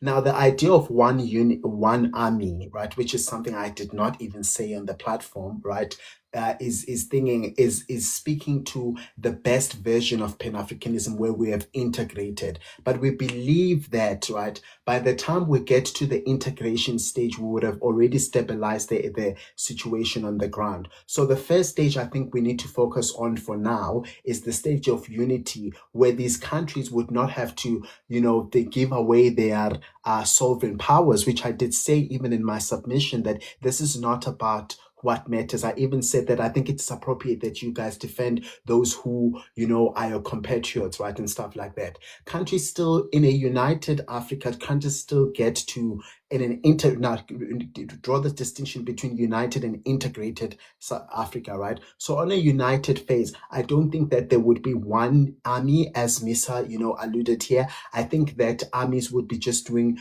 contributing when there is maybe a piece of like a problem of peace in a particular regions. These countries under a united flag will deploy their own soldiers under their sovereign power to go and fix the situation down there. That's just currently what's happening in Congo, where the SADC region is sending troops to Congo and stuff like that. So there wouldn't be one army under a united, but under an integrated Africa, which is another level of Pan-Africanism. That's when we actually have one army. So I do think that we need to remember that we are arguing that at least we need unity, but at best we need integration. Integration, yeah. Okay, thank you so much. I do have one question for both of you, but I'll hold mine until the end. I will give Hamilton 3 minutes and then Pitch Black 3 minutes. I'll ask my question and then make a couple of announcements, and then we shall move on with our lives. Thank you very much, host. And yeah, guys, congratulations, guys. You had a very interesting debate, but yeah, each and every one of you had your points. But yeah, let me continue from here. I want to come here to debunk on the notion that patriotism is nationalism. If you are going to go with that sentiment, then I'm also coming with the sentiment that Pan-Africanism is globalization. Why? Because you want to integrate each and everyone. So Pan-Africanism is the smaller scale of globalization, right? Two, the thing of Pan-Africans using EU as the basis of African unity and all those things is just nonsensical. Because not every country in Europe is part of the European Union.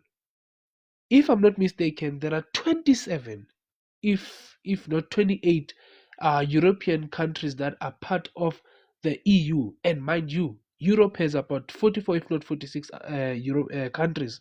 So the issue of using Europe as just the standard of unity is just on another level of being delusional. Because those countries have to meet a certain criteria of being part of the European Union. So what criteria are we going to use as Africa?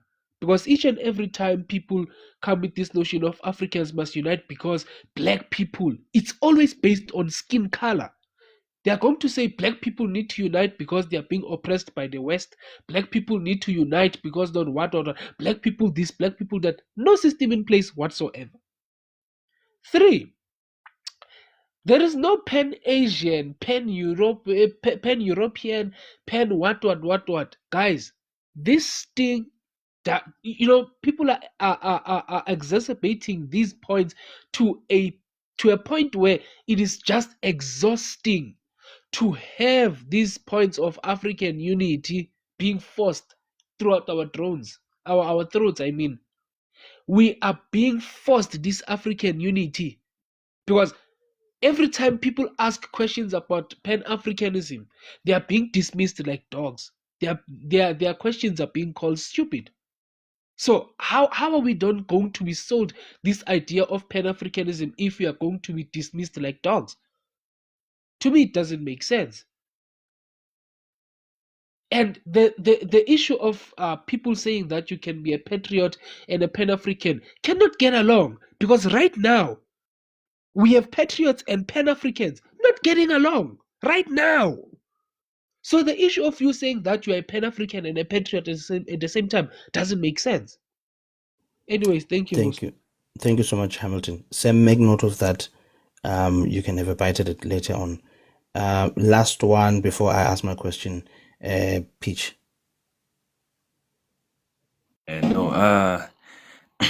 Just a quick question to GandaGanda. Nigeria in of itself, right? It did execute A lot of the talking points, especially from the people who also came up, the panelists and whatnot, they did execute what you all are talking about in terms of foreign nationals, and they did. Sharia Gary's government did use quote, and I quote, statements such as putting Nigerians first, and the foreign nationals or illegal aliens are burdening the system. GandaGanda, don't you see a correlation between us and them, current day South Africa, in terms of your positioning, and 1970s Nigeria? Oh yeah, sorry. Can I go ahead?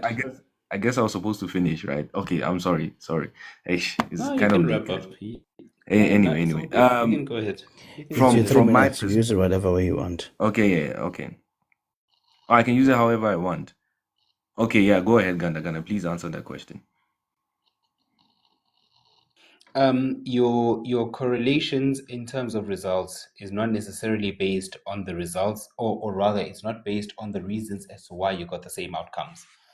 The reason why Nigeria failed between the 1970s and the 1980s was because of their excessive dependence on a single commodity, i.e., oil, and also a mismanagement of public funds, and then also a shift from agriculture to an unsustainable reliance on imports. That is why Yeah, Nigeria but failed. It had nothing to do. wait. As I So, finish, just 2 seconds. Just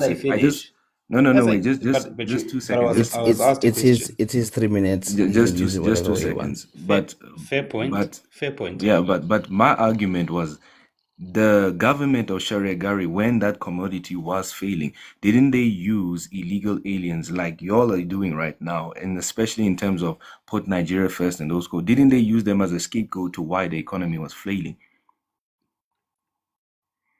No, I'm saying the reason why the economy failed had nothing to do with the foreign. No, I'm not asking about the That's what economy. I'm I'm saying. asking about didn't the government themselves use illegal aliens as a scapegoat? That does not correlate to the conversation we're having. No, but like they might have. They might have. No. They might have. No, they might have, but that is not necessarily the reason why they. Yes. No, wait. Hold on. Wait. No, they might have done, but that wasn't the reason why the country failed. But my question was the scapegoating. So they have. So you're conceding to the fact that they did use it.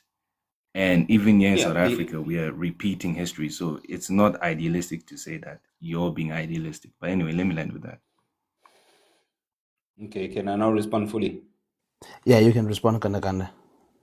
And then we'll go to Sam to respond to the comments by Hamilton. Right. Be brief, GandaGanda, okay? I should be closing in 1 minute.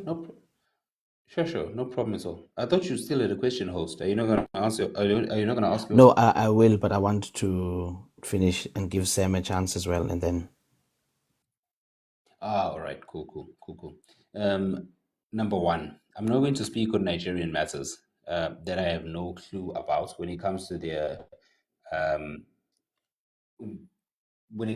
domestic rhetoric that they were speaking of. But if we look at the reasons why Nigeria was failing at the time, is based on the things that I have said. It was the reliance on them, relying on a single commodity, and also the fact that the government was failing and with their mismanagement of funds, which we're still seeing today, and also their shift from an agricultural system to an unsustainable reliance on imports. That is just based on basic research that you can find, even from the International Monetary Fund, right? It still speaks of the same thing. But that does not necessarily mean that whatever it is that they were speaking about in rhetoric then directly correlates to the conversation that we're having in South Africa. Because then I can also say the same thing about a lot of other disparities that South African governments does put forward. And even those who speak against the current government and say the reason why South Africa is failing is because of white monopoly capital. But at the same time, they're not dealing with the fact that a lot of money that is received in black hands through tenders is also mismanaged. So we cannot then start having a conversation about Nigerian internal politics and then try to make sure that there are functional equivalents to what South Africans are talking about right now. That argument is dumbfounded. Thank you so much. Sam, you want to go ahead before I give a Golo a minute? And then I ask you guys my questions. Okay. There may not be anything called Pan-Asian or something like that. But essentially, the point is those are semantics. If you don't want to call it Pan-Africanism, it actually isn't neither here nor there. But the point remains: African countries must create a single market. We must use advantage of the fact that we are actually a continent that has over 1 billion people, and we must try and integrate our disconnected thinking systems, right? Where you can't travel from one African country to another with a direct flight, for example, where it's telephonically expensive to make a phone call just to somebody next to you as compared to somebody who's on another continent. So whether you really call it Pan-Africanist or it's really just about the wording that we choose to use, or the ideology, the ideological conceptualizers of the ideology, the people who conceptualize the ideology chose. Really, I don't think as somebody who follows the ideology, I need to be screwed and be scrutinized on what do we call this. There's nothing like Pan-Asian or something like that. I really think it's all on the idea, and it's all on what has been constantly done to try and realize this idea and this ideology that we are pushing, right, and stuff like that. So I find it unfair that I'm scrutinized on what this thing is being called. I really don't think it's fair on my side. No, that's okay. Unfortunately, that's the nature of debating panelists. It's very unpredictable what they're going to say, but I appreciate that, Sam. Ukolo, just 1 minute, my leader. Your host. So for me, I hear Sam, but it doesn't take away the fact that Sam has his own version of this Pan-Africanism. And there are many voices of this Pan-Africanism, and their expressions are completely different.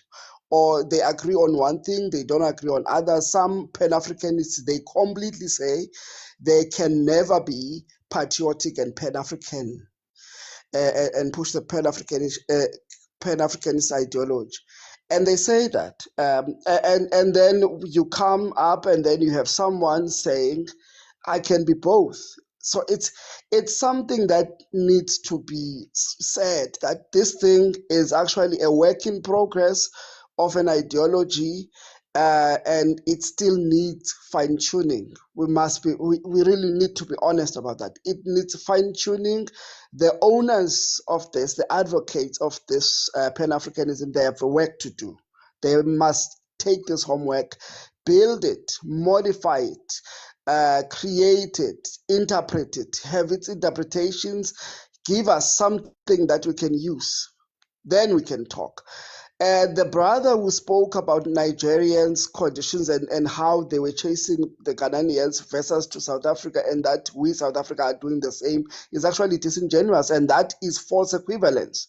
Nigeria is not facing what South Africans are facing. They didn't have immigrants. Just prepare to land. 30 seconds. Yeah, they didn't have the same conditions that South Africans are having. For example, immigrants involved in all sorts of crimes, immigrants involved in all kinds of destruction and the overburdening of the system, etc., etc. And also, they didn't face immigrants from all over Africa and the world. It was only regional. And at that time, that's why at that time it was only Ghana. In South Africa, it's everyone, including Pakistanis, Indonesians, who are saying, no, there must be sensible immigration laws. So he's disingenuous and using false equivalence. We're not doing the same thing as what Nigeria did. Thank you. Thank you so much, Ukolo. Appreciate it.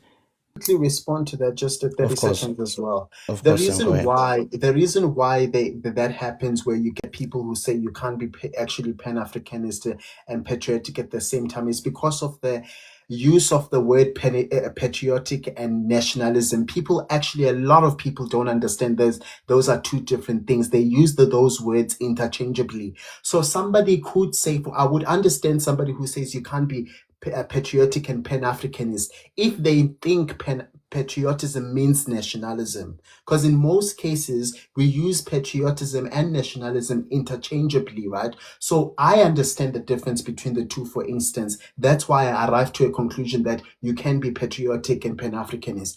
But anybody who says that it's just a matter of how do you understand the word patriotism, because it could literally be someone who thinks patriotism means nationalism. It's because of how we use these two words interchangeably. That's why you get people who say that you can't be patriotic and pan-Africanist at the same time, because they think patriotism means nationalism, of which in their logic it makes sense. It's just a matter of these words being used interchangeably. But yeah.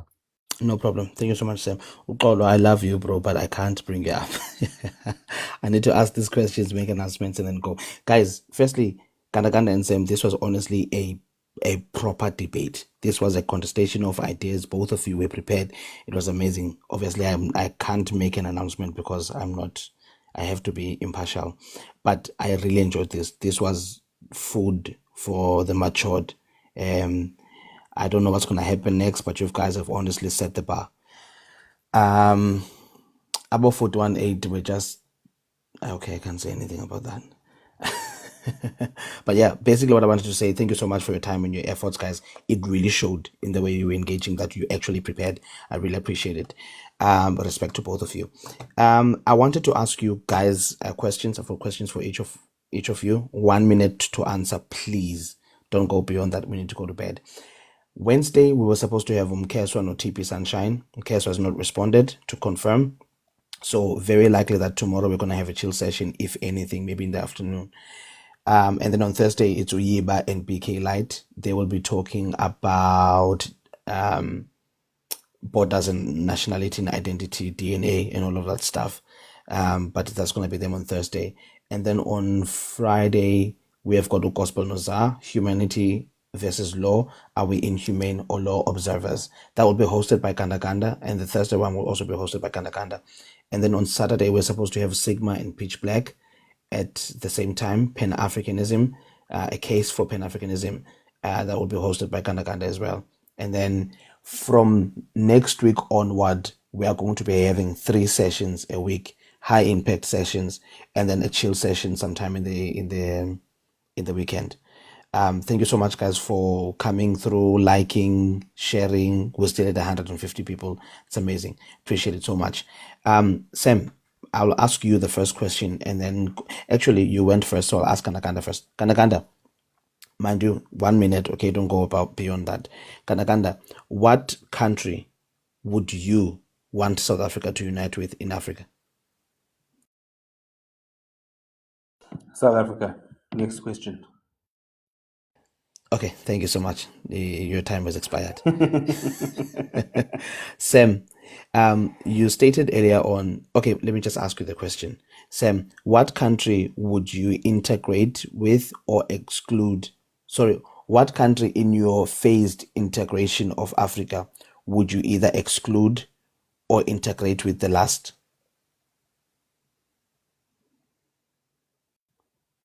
I think that I would, again, I don't want to, but I would start integrating with poor countries first and more developed countries later.